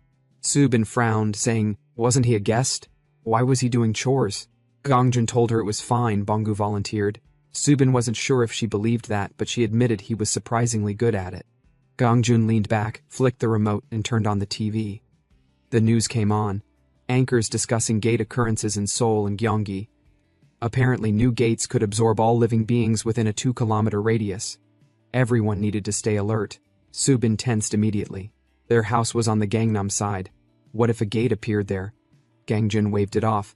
Nothing would happen. Simple as that. Then Seol called from the floor, happily tapping her favorite doggy, who happened to be Marbas, still stuck in his fluffy punishment form. She told him they should kiss. Gangjun's expression snapped into full dad mode. Absolutely not. Kissing? With that creature? His internal monologue instantly turned into a list of creative ways to exterminate Marbas. Seol blinked, confused. Get hurt? She didn't understand. Meanwhile, Marbas was trembling like a leaf, mentally screaming that he didn't even do anything. He didn't kiss anyone. Gangjun's glare was enough to melt a continent. No kissing, no touching, no proximity. Even petting was suspicious behavior at this point. Subin smacked Gangjun on the head and told him to stop bullying animals in front of his daughter. Gangjun paused, wondering whether he should really consider Marbas an animal. Technically, yes, for Seol's sake. So he let it go. Seol giggled and said she'd just pet the doggy instead. She stroked Marbas's fur gently while he silently prayed for survival. Gangjun watched her, feeling something tighten in his chest. She was adorable, too pure for the world he knew. And he decided right there he wasn't going to let this world's filth reach her. By the next morning, Gangjun handed Subin an envelope filled with cash. She opened it and froze. 5 million won. She asked where he even got that kind of money. Gangjun said he'd checked his old bank account and, surprisingly, the savings he'd made before disappearing 3 years ago were still there.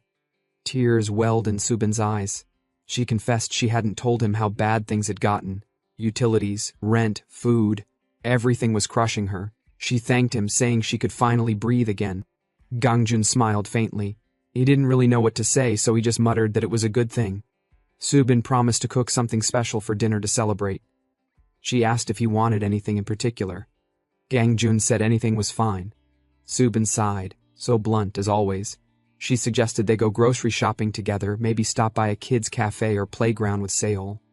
Gangjun shook his head. He needed to rest, but he suggested that Dolso accompany her instead. It'd be good protection if anything happened. Subin agreed cheerfully, and soon after, she and Dolso left with Seol. Gangjun waved them off with a smile. The moment the door closed, his expression shifted. Rest? Not a chance. He had zero intention of sleeping.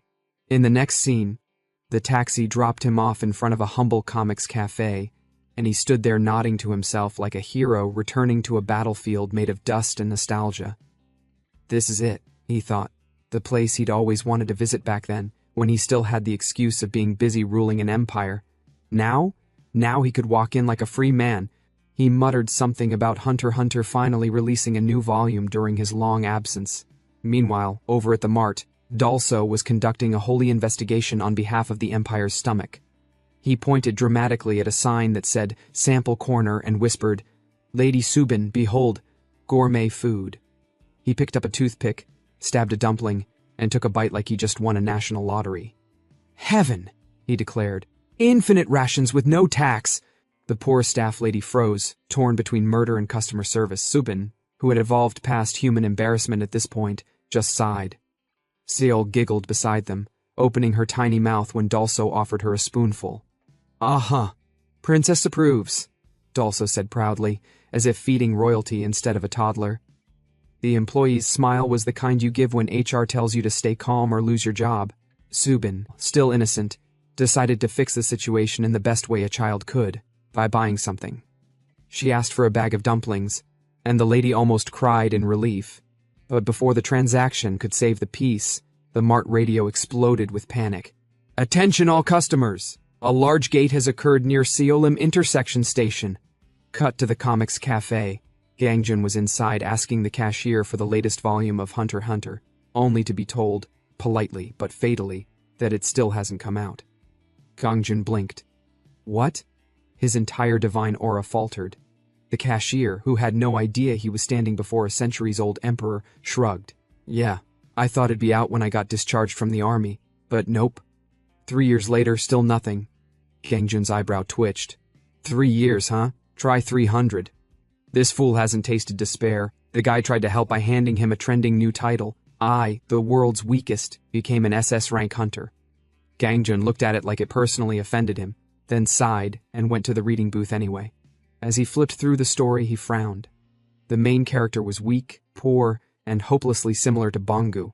Except this Bongu wannabe eventually got strong enough to kill a 9-teeth cycle necromancer. Gangjun stopped reading. Excuse me, his brain said to the universe. Since when can a brat like that beat a 9th cycle necromancer? He closed the comic with the sigh of a god who regretted wasting oxygen. Should have gone to the mart, he thought. At least there, the embarrassment was free. As his eyes drooped, exhaustion hit him. Sleep had been his enemy for weeks. Every time he closed his eyes, the nightmares came crawling from the ruins of his old world. If only Iriel, that succubus queen, were still around to ease the torment. He wondered briefly how his vassals were doing before everything faded to white. When he opened his eyes again, snow was falling, mountains stretched endlessly in silence. "What the hell?" he muttered. "System message, you have entered the dimensional gate. Jotun Sanctuary." Gangjun stared at the air like someone who'd just realized he was the plot twist. Ah, so it wasn't a dream. Somehow, even his naps came with boss fights. He rubbed his temple and grumbled that the gate must have opened near the Manga Cafe. Well, this worked out fine. At least he didn't have to pay for gate access. Fate, apparently, had a sense of humor. Meanwhile, back at the mart, chaos rippled through the aisles. The announcement repeated, warning everyone to evacuate to the underground shelter. Subin's hands trembled as she glanced toward Seol. "What about Gangjun? He's home alone." Also, ever the loyal servant replied with his usual calm tone. "My lady, I humbly report that his lord is indestructible." "What?" Subin blinked. "Yes," also said proudly. "Imperial scholars once spent a century trying to find a way for him to die. He even decreed research, my death. They threw him off the world tree, set him on fire, fed him poison that could kill giants. And he just complained of boredom." Subin just stared, lost between disbelief and terror. "So, he can't die?" Also chuckled softly. "Indeed."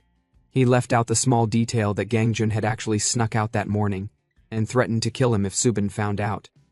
The next announcement silenced the crowd. Catastrophe level gate confirmed near Seolim intersection station. That was the highest classification, a gate capable of wiping out an entire nation. Subin's heart dropped, clutching Seol closer. Sometime later, Bongu, alongside many other hunters who volunteered, entered the gate to subdue the monsters and prevent dungeon break. The dungeon floor was a white hell of ice and arrogance. Hunters scattered like confetti while one man, Shuji Hun, an S-rank hunter, and the so-called Swiftblade, danced through a storm of frost and death. His sword cut through the air so cleanly, it probably shaved atoms for fun. Every low-rank hunter around him suddenly remembered they were side characters in someone else's highlight reel. Bongu stood there gaping. Watching Ji-hun fight was like watching the tutorial boss play itself.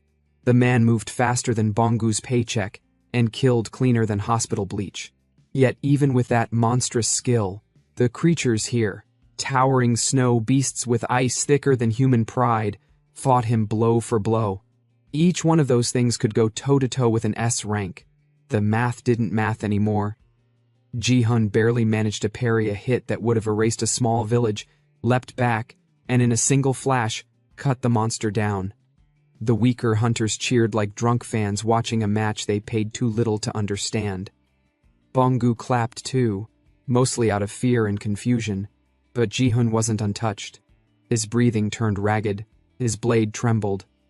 The monsters weren't dying fast enough, and there were too many left. Bongu knew this rhythm. It was the same kind of hopeless rhythm that ended with, "We regret to inform you." He thought about what would happen if this gate broke. 3 years ago, they lost an entire city to something like this. If it happened again, there wouldn't be a country left to bury the bodies. And then the world changed its background music. From afar, birds shot into the sky as the system's announcement pierced everyone's mind. The giants of the snowfield have all fallen. Everyone froze. Ji-hun, barely standing, stared in disbelief.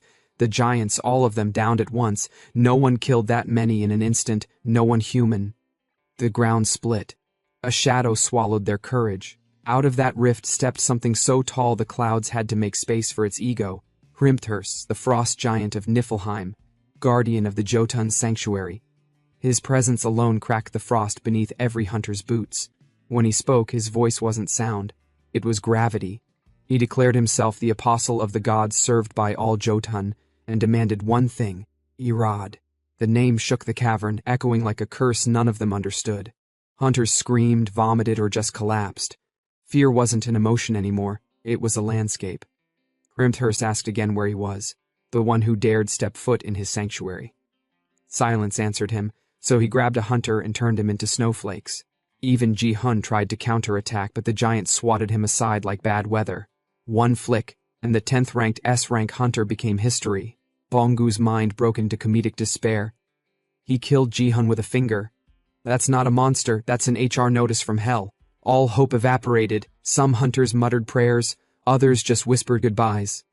Bongu, clutching his chest, whispered that he couldn't die yet. Not after finding a reason to live again, not after following him. He turned to run. The wind didn't agree.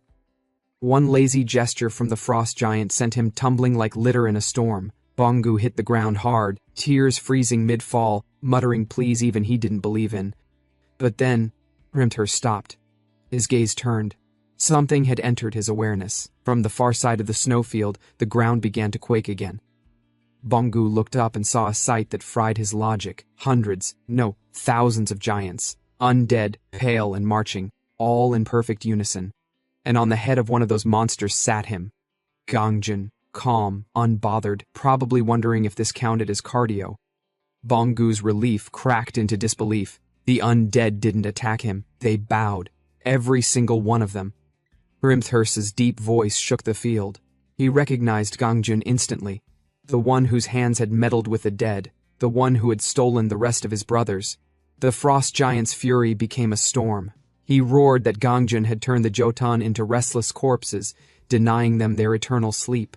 Gangjin just sighed. That same bored, world-tired sound that implied this wasn't even the first time a god's apostle yelled at him before dying. He asked, almost lazily, if the lord the Jotun worshipped was stronger than him. That made Hrimthur tremble. Not out of fear, but offense. To him, this was blasphemy. To Gangjin, it was Tuesday. The giant bellowed that even the gods were watching. Gangjin smiled. Good, let them. He'd been killing gods longer than anyone here had been breathing. Once upon a time, he'd prayed for equals. Now he just buried them. And as the frost giant prepared to strike, Gangjin raised his hand. The corpses of the fallen stirred. Ice cracked. Flesh reformed. All the monsters Hrimthur had slain began to rise. The air thickened like a storm holding its breath.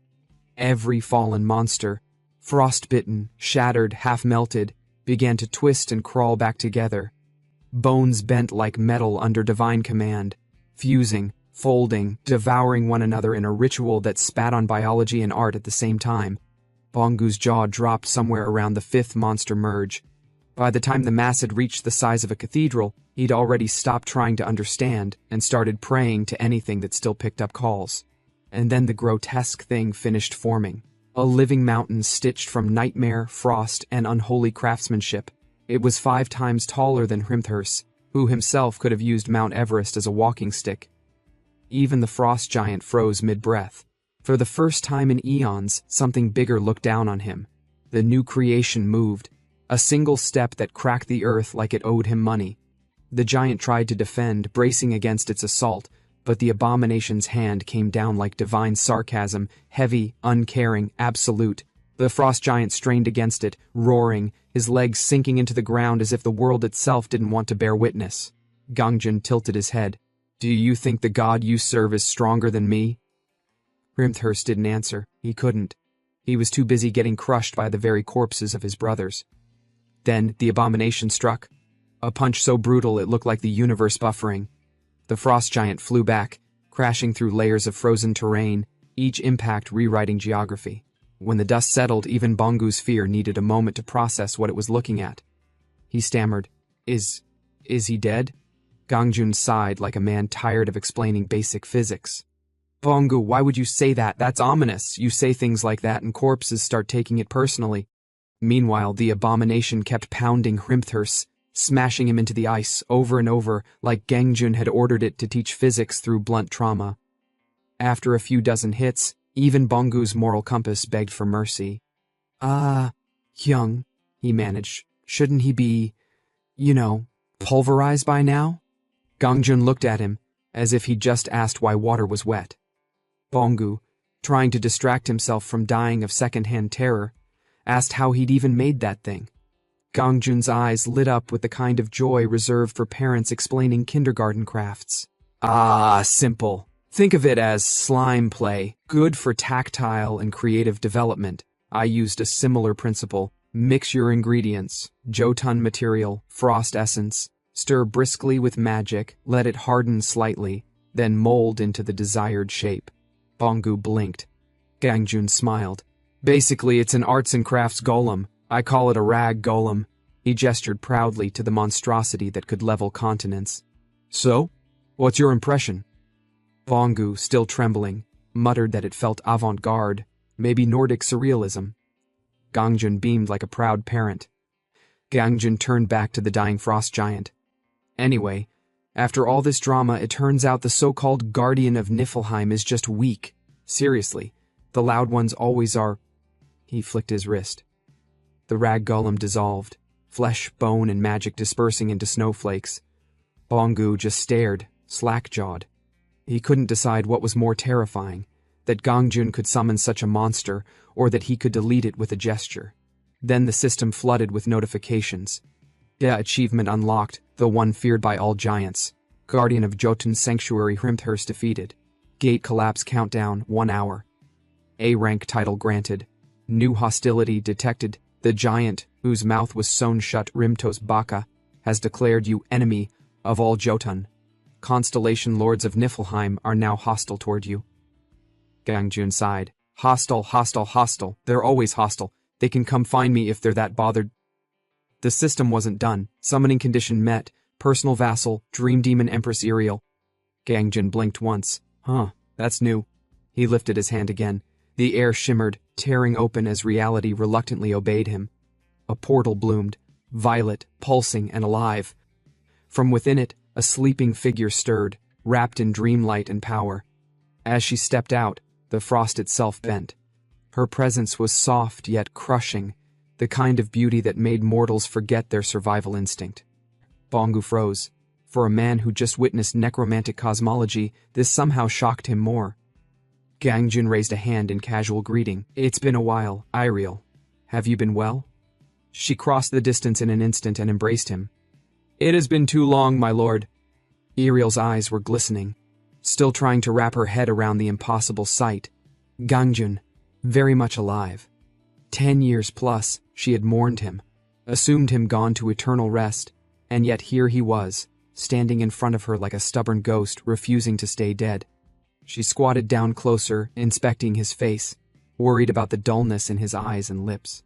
Then, as if reading her intentions, Gangjun asked her to back off a little. Iriel yelped, apologized for getting too close, shuffled back, and dropped into a formal kneel, reciting her ceremonial respect like a robot on autopilot. Gangjun waved it off. Enough with the theatrics. How have you been? He asked, casual as ever. Iriel rattled off the usual updates. After he and the Archduke entered eternal rest, everyone had kept their posts. Nazgul, the former military minister, had taken over his duties and was holding the state together. Gangjun noted that with the faintest of nods, good, at least people weren't falling apart. He made her stand, and inwardly considered how Nazgul might be the best choice for emperor if he had to pick someone. Iriel then asked about Crapsley, the Archduke, who was meant to spend the eternal rest with him. Gangjun replied that Crapsley went to the mart with his sister. Gangjun didn't clarify, just waved it off, saving the rest of the conversation for the ride back home. Iriel agreed, muttering obediently.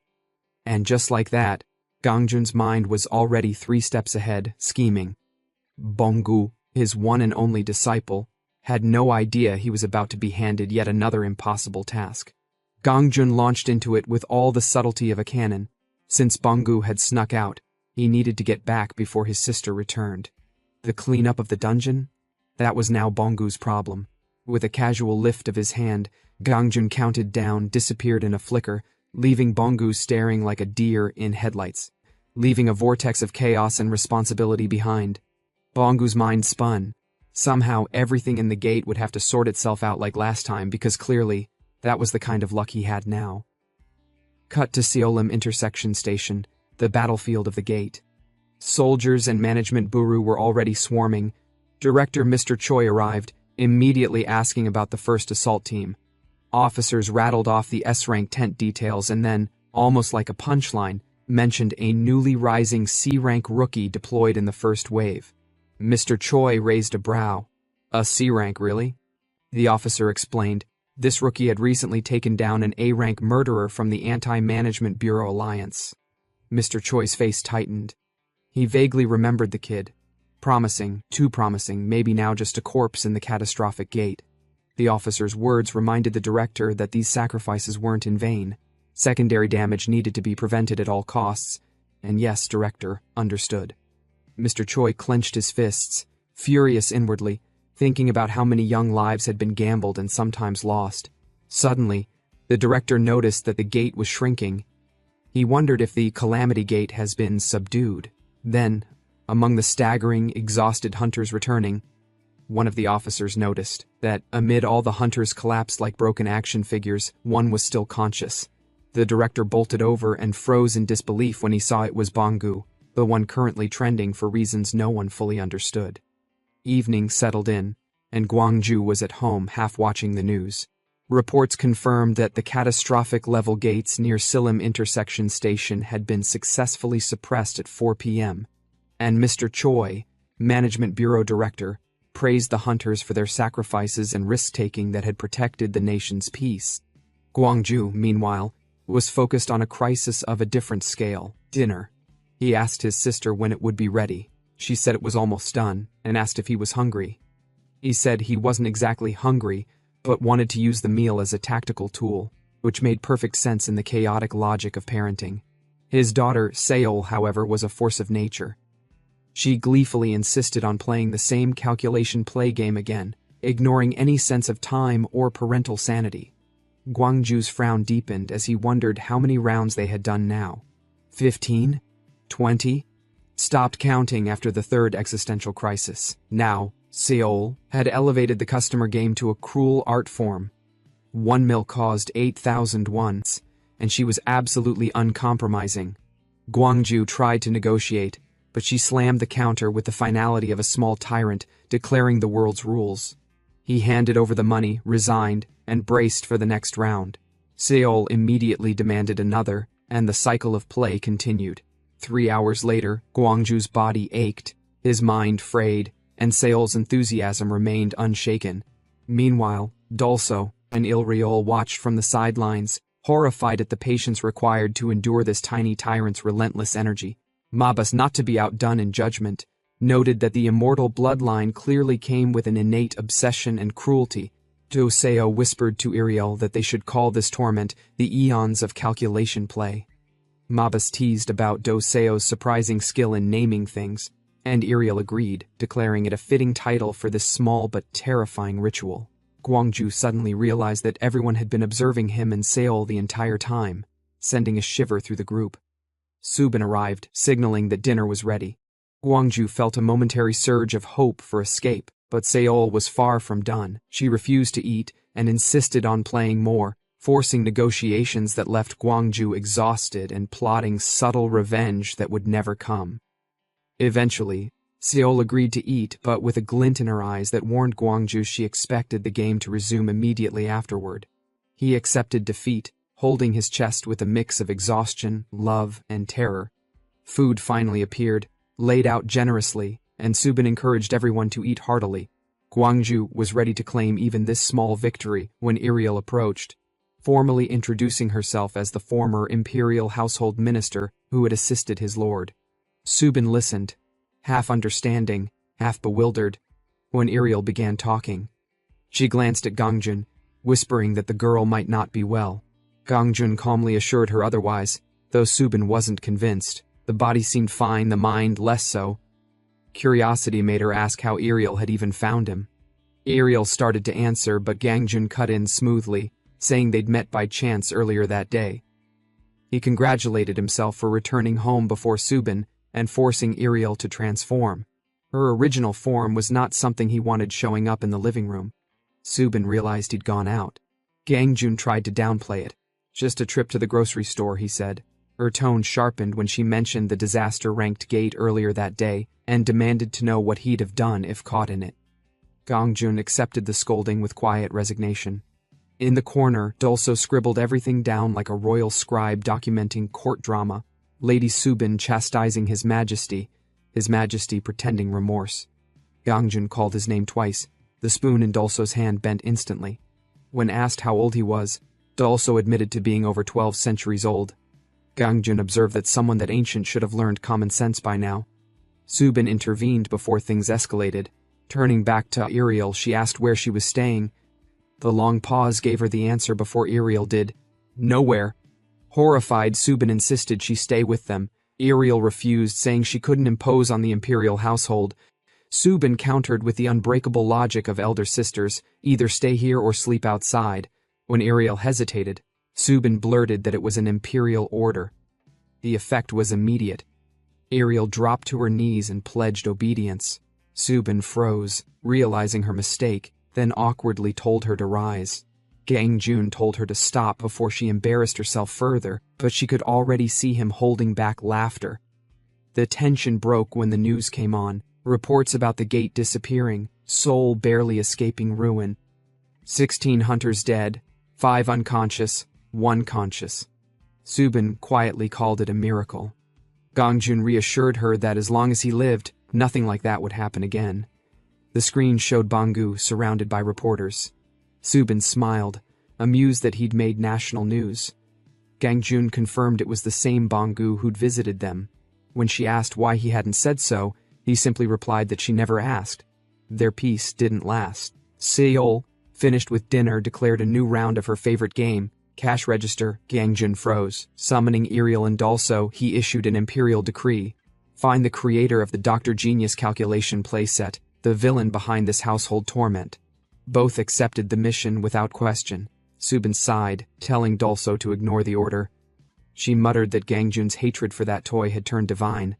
Seoul cheerfully resumed her game, while Gangjun responded with the spirit of a man pleading for mercy.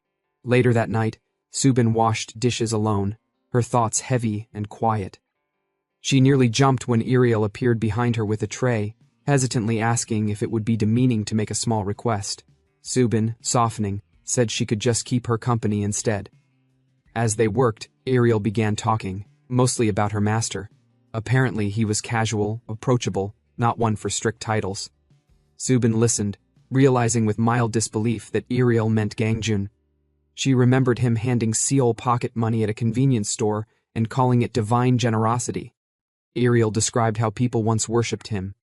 Temples, prayers, statues. Subin muttered that it sounded insane, maybe inspired by North Korea. Ariel explained that other religions had existed, but they faded not through force, but neglect.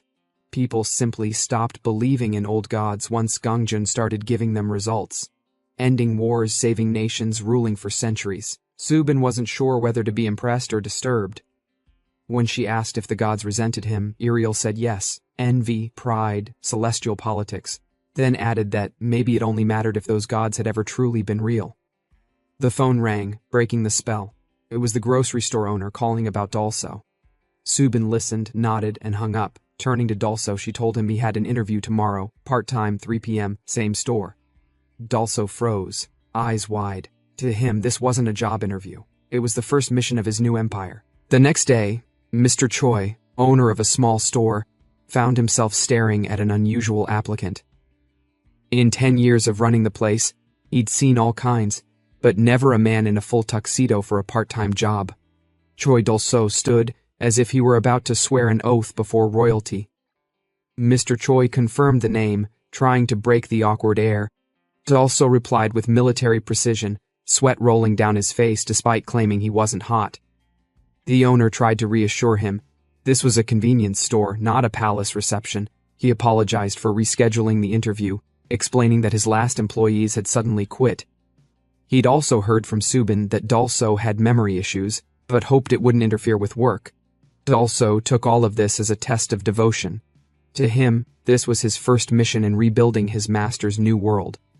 When Mr. Choi described the job, simple morning shifts, restocking shelves, cleaning, Dalso bowed deeply, swearing to dedicate himself until his body turned to dust. The owner simply stepped back, unsure if he was being mocked or worshipped. He told Dalso not to overthink it, that punctuality mattered more than loyalty oaths. Dalso insisted that this job was his greatest wish, and begged for the chance to prove himself. Mr. Choi, both startled and impressed, agreed to hire him on the spot. Dalso thanked him with exaggerated sincerity, mentally noting that this human of the ruling class deserved utmost respect. Meanwhile, Bangu woke in a hospital room far nicer than his home. The sterile white walls, the faint scent of disinfectant, even the pillow felt expensive. Before he could wonder about the room's cost, a man in a suit entered and casually mentioned the figure, around 3 million won per day, discount negotiable. It was Seo Do-cheol, bureau chief. He greeted Bong-gu, apologizing for the sudden visit, and said he came to ask about the disaster-ranked gate. Bong-gu nodded, still disoriented. Do-cheol thanked him for his service, noting he was the only conscious survivor. For now, his account was all they had. Bong-gu gave a carefully edited version of events, describing the monstrous strength of the frost giant and Cho Ji-hoon's defeat, while quietly omitting any mention of Gang-jun. Do-cheol listened intently, confirming that the evidence aligned with their findings. Ji-hoon's wounds suggested instant defeat under immense pressure. The only mystery left was who had slain the frost giant. Bong-gu claimed he didn't know, he had blacked out before the end. Satisfied, Do-cheol turned to more pleasant matters. He praised Bong-gu for clearing a disaster-ranked gate with minimal casualties, a feat no nation had accomplished before. To reward him, the Bureau would cover his mother's hospital expenses, provide family-wide educational support, and include him in the upcoming memorial and awards ceremony. Bong-gu listened in disbelief, inwardly thanking Gang-jun for everything. Do-cheol concluded by revealing that Bong-gu had been selected for a rank adjustment evaluation at year's end, a potential promotion. Bong-gu modestly replied that he was fine staying C rank, though the chief smiled as if he already disagreed. When Do-cheol finally left, Bong-gu sat in silence, realizing these honors might become another burden he hadn't asked for. Two figures met on a rooftop. One had the information, a memorial and award ceremony for the disaster-ranked gate would be held in a few days. They both agreed it was the perfect stage to act in front of the public. Their plan, kidnap Bong-gu, expose the Bureau's failures, try to recruit him to the anti-Bureau alliance, and, if recruitment failed, kill him. Later, Bong-gu arrived at Gang-jun's apartment with bags and found Ariel at the sink, whisk in hand, ordering him to keep quiet. Dalso hovered nearby, oddly theatrical in a store vest. When Bong-gu asked about the vest, Dalso stammered into a quick bow and began playing shop clerk, proudly announcing he'd just been hired for the morning shift at the nearby Gu store. Bong-gu congratulated him, puzzled but not hostile. On the balcony, effectively a little cell, Gang-jun leaned against the rail while Seol, perched on a small chair, told everyone that her father was a thief and that Bong-gu would be going to jail. Seol's game left Bong-gu bewildered. Gang-jun treated the balcony like a joke prison, claiming he'd only been locked out for a few hours and was allowed bathroom breaks. Once inside, the mood shifted. Bong-gu explained his hospital visit and an encounter with the bureau chief. They praised him, offered benefits, and hinted at a year-end rank evaluation. He admitted he feared looking weak during the evaluation and asked Gang-jun to train him. Gang-jun asked Bong-gu to be realistic. Last-minute cram wouldn't transform a weak hunter into a strong one. Still, he offered a modest promise. He might be able to raise Bong-gu's score by 10 points. He pointed out the necromancer Bong-gu had previously subdued was worth roughly that much. Bong-gu, nervous but hopeful, wondered if that would be enough. Gang-jun smiled, half amused, half calculated. Bong-gu excitedly replied, "Yes, it would be more than enough. If that's the case," Gang-jun told him to come to his house by 8 a.m. starting tomorrow. Bong-gu thanked him wholeheartedly, then recalled something. He told Gang-jun that they said there'll be a big memorial service and award ceremony before the promotion exam. Gang-jun asked him what exactly the memorial service and award ceremony were about. Bong-gu replied, "It's to commemorate the hunters who died during the gate suppression, and an event to award medals to surviving hunters who contributed to the suppression." He said to himself that it's all thanks to Gang-jun, so if he received any award money he should give it all to him. But as he was about to say something, someone interrupted. It was Dalso. He excitedly congratulated Bong-gu, telling him that it looked like he was finally on the path to success. Bong-gu, surprised by his sudden appearance, asked what he meant. Dalso told him he'd be receiving a Medal of Honor in front of everyone. If that's not success, what is? Gang-jun told him it's true, and that he should take lots of commemorative photos with his siblings while he's at it. He'll have to show them all to his mother when she recovers. Though Gang-jun was right, Bong-gu told him that he'd probably have to go alone. His siblings' college entrance exam was coming up soon. Although she made a fuss about going together, He told her to study since she's a senior. His mother would want his siblings to get into a good university more than take photos. Gangjun thought about it. He was always alone too. His sister, who worked like the head of the household, was always busy and looked exhausted, so he couldn't even ask her to come to his graduation. He then told Bonggu that he'll go with him because, on a good day, being alone would make him feel restless. Bonggu was happy. Gangjun told him if he's that happy he shouldn't just say it. He should show it with goods. Bonggu was about to say something again about the awards ceremony day, but the little cutie saw Princess Sophie, her favorite character. Bonggu bought it for her. She was happy, so she asked Bonggu if he wanted to play with Princess Sophie.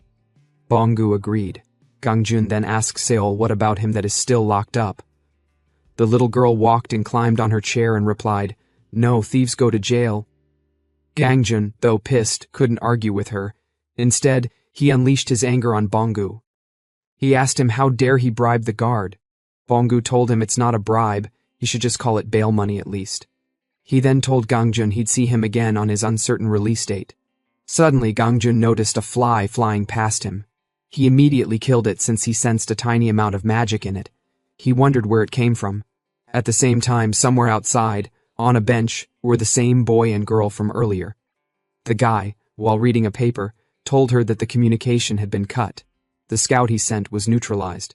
The target seemed to have noticed they were being monitored. The girl told him that it seemed like Bonggu was no ordinary person. The guy agreed. For a C rank to defeat the necromancer they carefully raised without even getting injured, it proved he was strong. If they could recruit him somehow to their side, he'd definitely strengthen their force. The guy was rank 8 in the Anti-Management Bureau Alliance. Former S-rank Management Bureau hunter, Insect Master Kim Do-hoon. The girl was rank 12. Former S-rank hunter, torture technician Lee Hee-ji. Anyway, the guy thought to himself that he underestimated the target. Scout insects move with extremely little mana, yet he noticed. That means Bonggu's mana sensitivity is at least S rank or higher. His motor performance and combat ability are also likely at least rank a hunter level. He stood up, then told her they should head back for now, walking into a portal. The next day, Gangjun gave Bonggu something and told him to wear it from now on. Just like Goku, who wore super heavy-weighted clothing, then took it off in critical moments and became impossibly fast. Bonggu knew what he was talking about, but he asked if such an outdated training method would really be effective. Gangjun told him it appears in lots of other places too, fighting while wearing heavy stuff, then taking it off and getting stronger when about to lose. Bonggu was hesitant. He asked if his joints wouldn't give out first since he's a magic type. Gangjun took it from him, telling him not to do it if he didn't want to. He spent tens of thousands of won to buy it, and he didn't even appreciate it. There are tons of kids dying to get trained by him. If he lined them up, they'd circle the earth a few times. Bonggu immediately apologized and decided to go with the idea. Shortly after, he ended up wearing 4 of them, 2 on his hands and 2 on his legs. He had no idea what's so good about it, plus it was way heavier than he thought. At minimum, each one must be at least 20 kilograms. Now, Gangjun told him to go play with Seol. He will die if he makes him say it twice. The little girl also agreed. With the loads on his body, as soon as he knelt down to play with her, he felt a sharp pain in his back. Crouching made the load heavier. The first game she chose to play was the Eons of Calculation play also mentioned to him. Now, he was beginning to feel the weight of the load. He never expected just sitting and picking up items to be that hard. His hands felt like they'd fall off any time. Now he realized how weak he was. He wondered, with teary eyes, if he could support his family with such a weak body and obtain the elixir to cure his mother. So he decided to strengthen his resolve. If he can't endure such a thing, he won't accomplish anything. And so 2 hours passed, he was still playing with her. They played all different kinds of games. At that moment, his body was as if it no longer is, but he couldn't refuse the little girl. But that wasn't the end. After childcare came household chores training. This torture continued repeatedly for quite a number of days while still carrying the weight bags. Just like that, 1 week passed. He could see that his body was getting more exhausted every day. He thought Gangjun must have a purpose for putting him through all that. Maybe he's testing his patience and perseverance. He thought that's the only explainable reason, since there are actually a lot of stories like that. Masters don't easily pass on their secrets. He concluded that Gangjun wasn't testing how far he could go. And so, another week later, Gangjun told him it's already the end of the month. When did he say his promotion was? Bonggu replied, early December. Gangjun never expected time to fly so fast while they were messing around. He needed to start the real training soon. He then asked him what day the medal memorial and award ceremony were. Bonggu quickly checked his phone and told him it's tomorrow. Gangjun told him they should go to the award ceremony first, then start proper training after. Happy, he asked Gangjun if he finally passed his test. Gangjun had no idea what test he was talking about, but Bonggu thought Gangjun was testing his patience and perseverance for the past 2 weeks. Well, Gangjun did it just for fun, but he decided to let him think whatever he wanted. So he told Bonggu he had worked hard, so they'll start training tomorrow. Same time, Anseong City, Gyeonggi Province. Inside a bar, Dahoon told Heiji that the operation is right around the corner and the target is strong. Behind them were his men. He told them that when the award ceremony begins tomorrow and the target Kim Bonggu steps onto the podium, they'll cause chaos, kidnap the target, and disappear. The next day, Gangjun put on a corporate dress, but he complained about how uncomfortable it was. Subin told him he looked good in it, then asked if he was going with the lady. Gangjun replied yes, Dulso has to go to work at the convenience store. She told him all right, he should make sure to tell Bonggu congratulations for her. He told her okay, then told Iriel they should go. As he was about to leave, Seol wished him goodbye in a very polite manner. Her cuteness really touched his heart. Subin was also impressed at how good she was. She told Gangjun that this morning's children's TV program had content about greeting etiquette. It's one of the children's programs he loved when he was still young, but Gangjun couldn't remember all of it since it's been so long. He then patted his daughter, told her he'll be back. Sometime later he arrived at the venue. It was so crowded he saw how happy and lively the place was. He was speechless because he had not experienced such peace for a long time. At first he thought it was insensitivity to danger, but actually they're hoping the misfortune on the news won't happen to them, trying hard to believe hunters will guarantee their safety. So they're just acting out a stolen peace. What a shifty world, he commented, but seeing everyone gathered he realized it must be a bigger event than he thought. Bonggu told him that the catastrophe-level gate suppression is a historic event for humanity. He heard many famous hunters are attending too, because successfully suppressing a catastrophe-level gate with such minimal damage is the first case worldwide. Thanks to that, overseas countries are showing interest too. Gangjun looked at the hunters standing over there. Most are pathetic and few are barely decent. He then asked Bonggu if he was sick or something for drinking so much water. Bonggu replied no. Actually, he's representing all surviving hunters and going up on the podium alone today. The others are still unconscious, or can't attend. A security man then told him that the memorial and award ceremony is about to start, so he should head to the seat he showed him. Bonggu agreed, then told Gangjun he'd be going, and that Gangjun could go to the seat he mentioned earlier. Minutes later, inside the hall, a man was talking boring shit about the management bureau and all. Gangjun was already feeling bored, but he became focused again as they announced that Bonggu, representing all surviving hunters, will be reading a eulogy for the hunters who died during the suppression. Seeing him walk up the stage, Gangjun deemed him to look like a robot, but then he noticed bloodlust. Dame goes for Iriel. She told him that it seems like they're plotting something sinister. Gangjun agreed. He wondered what those bastards are trying to do. Recalling the peaceful atmosphere from earlier made him worried. He said to himself that there must be those who try to seize everything with power. And their purpose is obvious, though it's not his business. Recalling his daughter, he doesn't like it. He hates playing half-assed hero. If something happens, the hunters will step up. Still, at least tonight's dinner with his family. He wants Seol to be there with a smiling face. So he stood up. He didn't feel like watching anymore. He then told Imperial Household Minister Iriel to listen.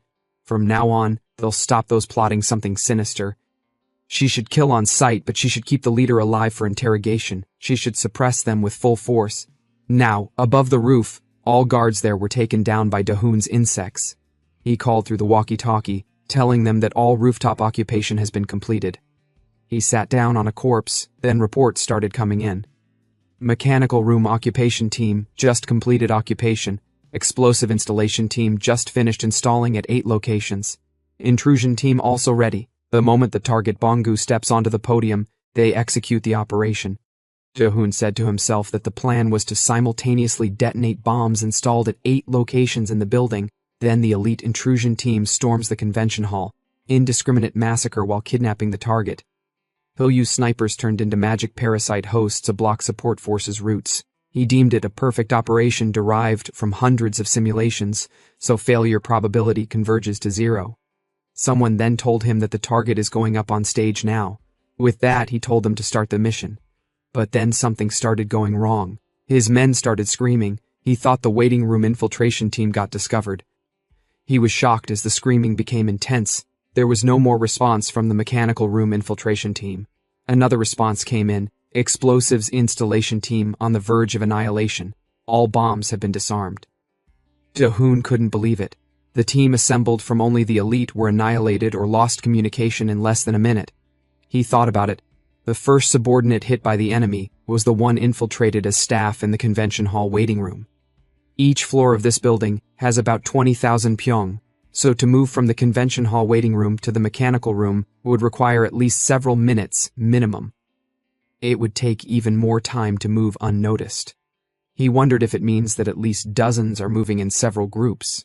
He thought the management bureau noticed and moved, but he deemed that not to be the case, since the management bureau is an organization that prioritizes capture. And even if they notice their operation, there's no possibility they'd respond in such an aggressive way. Then he wondered who it is. Another response then came in. The girl told him that an uninvited guest came to their side too, so can she kill her? Hearing she was a lady, he asked if the enemy who went to the intrusion team is a woman. She replied, "Yeah, I've been wanting to torment a pretty lady for a long time." Immediately, he shouted for her to hold on. The lady is incredibly strong, but she didn't listen. He then asked her how many enemies in total.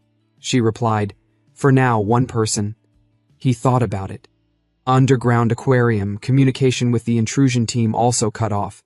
Just 1 person is pushing back not only the intrusion team members, but even Lee Hee-ji. So he wondered who on earth it is. Should he report them? Another response then came in. It was a voice that he didn't recognize. So he asked the person, "Who are you?" The person replied, started saying random shit. It pissed off Do-hoon, so he told the person that he's warning him if he doesn't properly reveal his identity and affiliation now, he'll let him die comfortably. The person replied, "Do you really think you can kill me?" Then suddenly the rooftop door broke open. It was Gang-jun. He was pissed. He told Do-hoon to try and kill him then. The girl, surprised, asked Ariel to hold on as she walked back. She never expected Ariel to be insanely strong. She defeated all the soldiers by herself. Acting confident, she asked Ariel who the heck she is.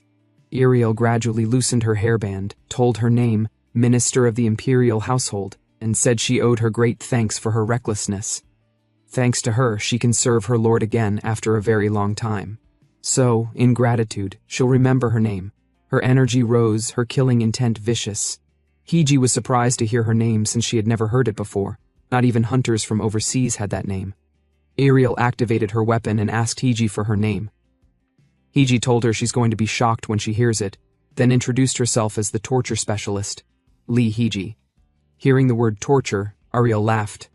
She told Hee-ji that she herself is quite skilled in torture, but it seems she's way too rude, and it looks like she needs some training, so she'll personally teach her a lesson.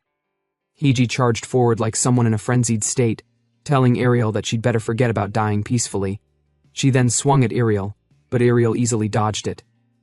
She struck continuously at Ariel, thinking she had the advantage in close combat since Ariel was only dodging her attacks. Ariel wasn't interested in her boring strikes, so she decided to get serious. She activated Imperial Etiquette. First rule, silence. She struck at Hee-ji. It was a direct hit, making Hee-ji groan in pain. Ariel told her never to raise her voice. She deactivated her mana weapon and turned it into a dagger. Activating Imperial Etiquette. Second rule, audience preparation.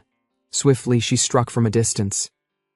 Hee-ji looked around to see where the attack would land, but to her surprise, her hands were struck, her tendons cut, disarming her. Ariel told her that to have an audience with His Majesty, she has to tidy her appearance and disarm completely. Swiftly again, she cut the tendons in her legs, making her fall to the ground, crippled. Fear in her eyes, Hee-ji begged to be spared, apologizing. Ariel told her it looks like she's finally learning some manners, and she looked pretty cute now that she's behaving. Hiji begged again to be spared, but Ariel angrily grabbed her hair, telling her to be silent, just as she told her before. Now that she's ready to have an audience with His Majesty, she'll have to learn Imperial audience. Third rule, when granted an audience with His Majesty, she should take great care not to gaze above his knees. Then, she slit her throat. Ariel stood up, called the dead Hiji a naughty child, and told her to be grateful that she's the one accompanying their lord. If their lord had been with Archduke Crapsley instead, she wouldn't have closed her eyes so easily. Now, Gangjun adjusted his tie and asked the guy if he's really threatening to kill him. The guy told Gangjun that it looks like he's ignoring his warnings. From now on, regrets won't help him. The guy then sent his bug-controlled humans to attack Gangjun. Seeing the bugs, Gangjun asked the guy if he's the one who sent bugs to his house, and asked him why. Speechless for a moment, the guy realized that Gangjun is the one who killed the bugs, not Bongu. At the same time, he hid his hand behind his back, performing a spell. Seeing he had no intention of answering, Gangjun told him not to worry. He'll talk after dying a few times. Immediately, the guy commanded his bug-controlled humans to shoot at Gangjun. The shots were fast and brutal, attacking all the vital parts of his body. For a moment, he thought he had won, but as the smoke faded, he had no idea where Gangjun had gone. Gangjun stepped forward and asked the guy what's with his petty damage. Didn't he say he'd kill him? The guy, shocked, had no idea what was going on. Gangjun, eyes ready to kill, told the guy he'd take those corpses as a gift and make good use of them since he doesn't really like getting his hands dirty. He activated his aura, sharp and domineering, and his energy seeped into the dead humans. The guy bled from his nose as all the parasites he spread got wiped out in an instant. But what he deemed even crazier was the insane amount of mana Gangjun emitted. He had no idea what was going on. It seemed like he was brought into another domain, more like a domain skill. He looked back, frightened. He saw skeletons. He realized they're not just skeletons, they're on a whole different level, unlike anything he had ever seen. What's more shocking was that Gangjun wasn't someone he could handle at all, for him to be able to control skeletons of such caliber. He deduced Gangjun to be above the upper tier, even more than a top-tier necromancer. But he had no idea how a necromancer could have such physical strength and movement. He went on his knees, as there was no hope for him. Resistance was pointless. With a sharp tone, Gangjun asked him if the sight he's seeing is really scary. He should feel like dying would be better. The guy knelt, blood dripping from his nose due to the suffocating pressure from Gangjun, his mental world 70% collapsing. Gangjun told him not to worry, he's not going to let him die easily. Until he gets all the answers he wants, he'll keep bringing him back to life over and over. He then sent his undead to attack the guy, since seeing is believing. He wanted to give him a taste of death first. The guy was stabbed in the chest, blood splattered, and he screamed in pain. Then, a few minutes later, he opened his eyes. Gangjun asked him sincerely with a pressuring tone how it feels to die once. It's not exactly pleasant, right? Those corpses you gifted me probably felt the same. He told the guy to just spill everything and rest easy, or he'd face far more than this. The guy stuttered once as he was about to speak, but Gangjun decided to kill him once again since it seemed like he was hesitating to talk. With a threatening tone, he asked the guy if he wanted to keep dying until he felt like talking. If that's the case, he shouldn't worry, he'll keep reviving him. Minutes later, after long-term torture, Gangjun discovered that the so-called Anti-Bureau Federation is targeting Bongu. Putting together everything he said, he realized that the organization is made up of some pretty shrewd people. He thought to himself that if the rookie hunter everyone praises as a new hero joins the villains, it would throw people into fear and anxiety. And if Bongu was to refuse their offer and got brutally murdered along with everyone in the ceremony, doubts about the Bureau's capability and effectiveness would spring up everywhere. In his world where his princess lives, there should be nothing but meadows, so there's no way he can let the organization run wild. Usually, with types like them, if you take out their boss, they crumble easily. And since the guy is done for too, as now isn't his 15th return, he told the guy for the last time to tell him about his boss's location and everything. The guy is speechless, completely traumatized. Gangjun realized there should be some kind of spell preventing him from speaking, but he decided to try anyway. He said to the guy that he won't revive him if uttering a forbidden spell could kill him, since he doesn't have the hobby of repeating pointless work. Hearing he won't be revived and undergo such mental torture again, the man thanked Gangjun and decided to spill the beans, but his brain exploded before he could speak. Gangjun stood up and sighed. Since there's nothing he can do for now, he decided to wipe out any members of the Anti-Management Bureau they see. Ariel then came to the roof. With a bow, she told him they were all finished. He complimented her and said they should go back. She asked what they should do about the bodies. Gangjun nonchalantly told her he doesn't know. He's sure they'll handle it. They should go, they should at least congratulate Bangu, maybe take a commemorative photo or something. At the same time, Bangu was being given the Medal of Honor. Among the audience was the Solitude Guild Master, S-rank hunter ranked 5th, nicknamed Black Wolf, Kang Sung-yoon. He sat with his legs crossed, saying that Bangu doesn't seem all that impressive to call him a new hero, so there's no need to recruit him just yet. Solitude's Vice Guild Master, S-rank hunter ranked 6th, nickname Iron Man, Ko Duyol, told Sung-yoon that Bangu looks weak and scrawny. There's not a shred of manliness in him. But then they were surprised as they got messages at the same time.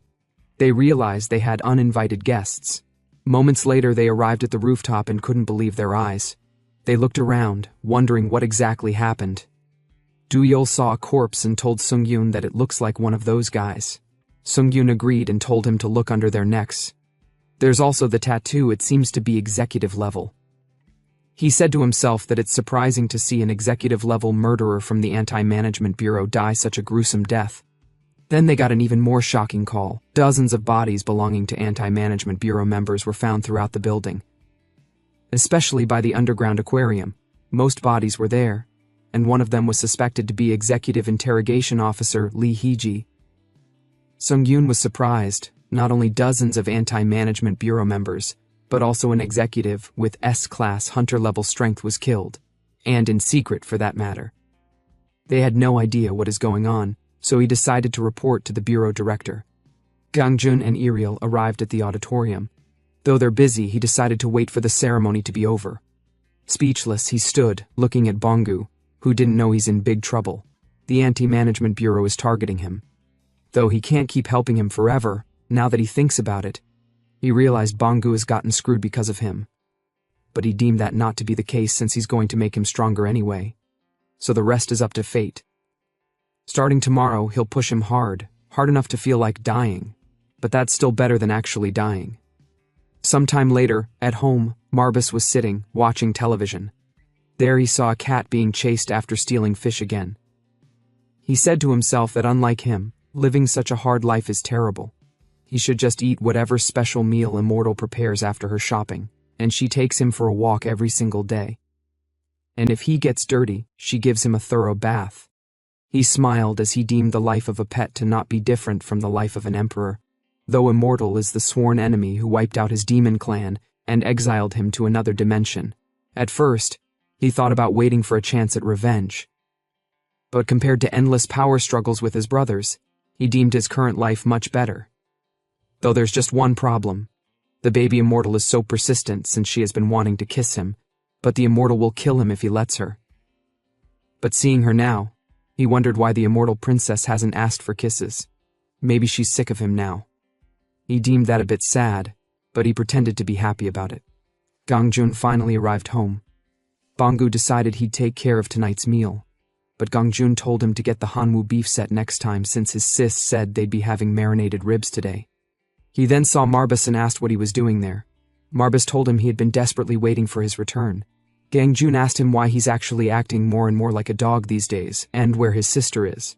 Marbus replied that she went to the market, and isn't he the one who commanded him to act just like a real dog? He then told Gangjun there was an awful tragedy. The baby Immortal nearly took a bad fall off the sofa, but he acted quickly and stopped it. If it wasn't for him, the baby Immortal might have been greatly injured. Gangjun took a drink and told him he did well. Marbus was disappointed since that wasn't the kind of reply he was expecting. Gangjun saw his disappointment and decided to give him a new name. He thought about it. Marbus was excited he'd be getting a new name. Even Ariel was looking forward to it. Gangjun finished thinking and confidently decided to call him Gae-dong, In English, it's translated as piece of shit. Bangu was surprised by the name. He deemed such naming to be cruel, even towards a demon. But surprisingly, Marbas seemed to love it, and even Iriel loved the name. Seeing they're all weird people, he told Gangjun he'd go do the housework now. But Gangjun told him nowhere. He should eat dinner, go home, rest, and be back by 8 a.m. Seeing that his training would finally begin, he excitedly told Gangjun that he'd put his whole being into receiving his teachings. Gangjun told him he won't be the one teaching him. Iriel will be giving the special training. He shouldn't worry, if he dies he'll take responsibility and revive him for old time's sake. Dumbfounded, Bangu asked why he would die. Gangjun nonchalantly told him that sometimes that just happens. If he revives him, he'd make a good Dullahan. Bangu shivered to hear he'd be turned into a headless monster, into something so ominous. Iriel brutally told him it's because he's ugly. So far, her master has always revived the ugly ones as Dullahans, so he should just shut up and follow orders. At that time, Bangu didn't know it yet, that if he actually died, he might become a Dullahan. And so, an hour later, Gangjun was carrying Seol. He was happy seeing her. Marbas sighed and said to himself that immortal loses all sense when he sees the baby immortal. Gangjun then asked her what she did for fun today. Seol told him she played Calculator King, so he told her they should play. Gangjun immediately went speechless. Sometime later, Bangu came to visit. It was now 60 days until the hunter rank promotion exam. As he entered, he greeted Elder Dulso with a polite good morning, and asked if he had slept well. Dulso quickly motioned for him to lower his voice, whispering that Her Highness the Princess hadn't coughed yet, so it would be wise to stay quiet. Then he mentioned that he heard through the grapevine that Bangu would begin his short-term, special training under Lady Iriel today. Bangu confirmed, a bit uneasy. Somehow, it ended up that way. Dulso nodded and said Iriel's training methods were known for being extremely efficient, perhaps even more beneficial than being trained directly by the Lord himself. That line made Bangu pause. Which Lord? He wondered silently. In his memory, Iriel had always seemed like a cute, kind girl, the kind of person he'd rather protect than fight. He assumed her training would be light and harmless. Dulso quickly shattered that illusion. He said the Anuk's empire was a place where strength ruled above all, a land where only the strong survived. Yet, Lady Iriel had risen to become one of the 5 ministers of that empire. Facing her directly, most wouldn't last even a few moves before collapsing. Bangu sighed, saying he understood. But still, he would have preferred being trained by his brother, Gangjun. Dulso chuckled and said now that he thought about it, the Lord's decision, Gangjun's decision, was truly wise. Curious, Bangu asked what he meant. Dulso replied that among all soldiers personally trained by the Lord, not one had ever been injured. That made Bangu tilt his head. So his training wasn't that intense? Dulso smiled faintly. Quite the opposite, he said. Every single one of them died during the training. So yes, no injuries, just deaths. Bangu froze. He couldn't believe his ears. Just then Lady Iriel arrived, apologizing to the Duke for the interruption. She announced that the time for training had come, and she must take the human with her. The Duke nodded, telling her to go ahead. Bangu, however, was still rooted to the spot. Iriel glanced back and asked why he was just standing there. Snapping out of his daze, he quickly saluted and followed her. As they left, Dulso sighed to himself, realizing he'd forgotten to mention one small detail, that the survival rate of Iriel's trainees was about 50%. Even if Bangu did die, the Lord could just resurrect him. No big deal. They arrived at Guanak Mountain Park. The area was deserted, the cliffs quiet under the misty afternoon. Lady Iriel turned to him and said they'd begin with one-on-one combat training. Bangu blinked, a bit unsure, then muttered that she was probably overestimating him. Moments later, she was already moving. Bangu's attacks were dodged like she was playing a rhythm game on easy mode. Then, before he could even blink, she lunged forward, their foreheads colliding with a loud bang. Bangu went flying. Right now, he could only be compared to a newborn calf, standing up for the first time, trembling, and immediately falling again. Iriel watched him with mild disgust. "Human, are you down already?" she muttered. Meanwhile, at home, Gangjun was enduring his own kind of nightmare. He had played the same game with his daughter thousands of times. Even in her sleep, she mumbled, "Daddy again! It's 8001! Gangjun groaned. His suffering was on another battlefield entirely. Back to the training ground, Bongu lay sprawled out on the floor, whispering inwardly that this was the 26th round of torture, not training. Iriel calmly healed his bruises and told him to stand. Then she started again. By the 27th round, Bongu decided to try blocking. He barely managed before she twisted midair, redirected her strike, and smashed into his ribs instead. He crashed down, wheezing. How can such a small hand hit like a warhammer? Iriel sighed at his weakness and said they should end the hand-to-hand part there. Bongu lit up with relief, until she added that they'd immediately begin reflex training. He froze. Wait, 2 whole months of this? And this was only physical training. Magic hadn't even started yet. Later that night, Bongu finally returned home. As he lay on his bed, Lady Iriel appeared beside him, saying he should rest. He eyed her suspiciously. She's actually letting me go? Maybe they were skipping magic training for the day. He sighed in relief. Once he fell asleep, Iriel quietly placed a hand on his forehead and cast a dream spell.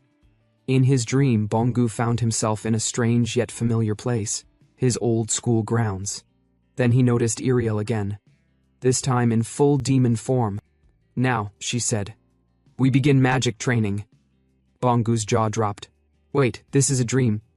But she explained that since she was the Empress of Dream Demons, she could control dreams themselves. This, she said, was the perfect environment for endless training. Without warning, she began casting spells, telling him to use every part of his body in combat while mixing magic into his attacks.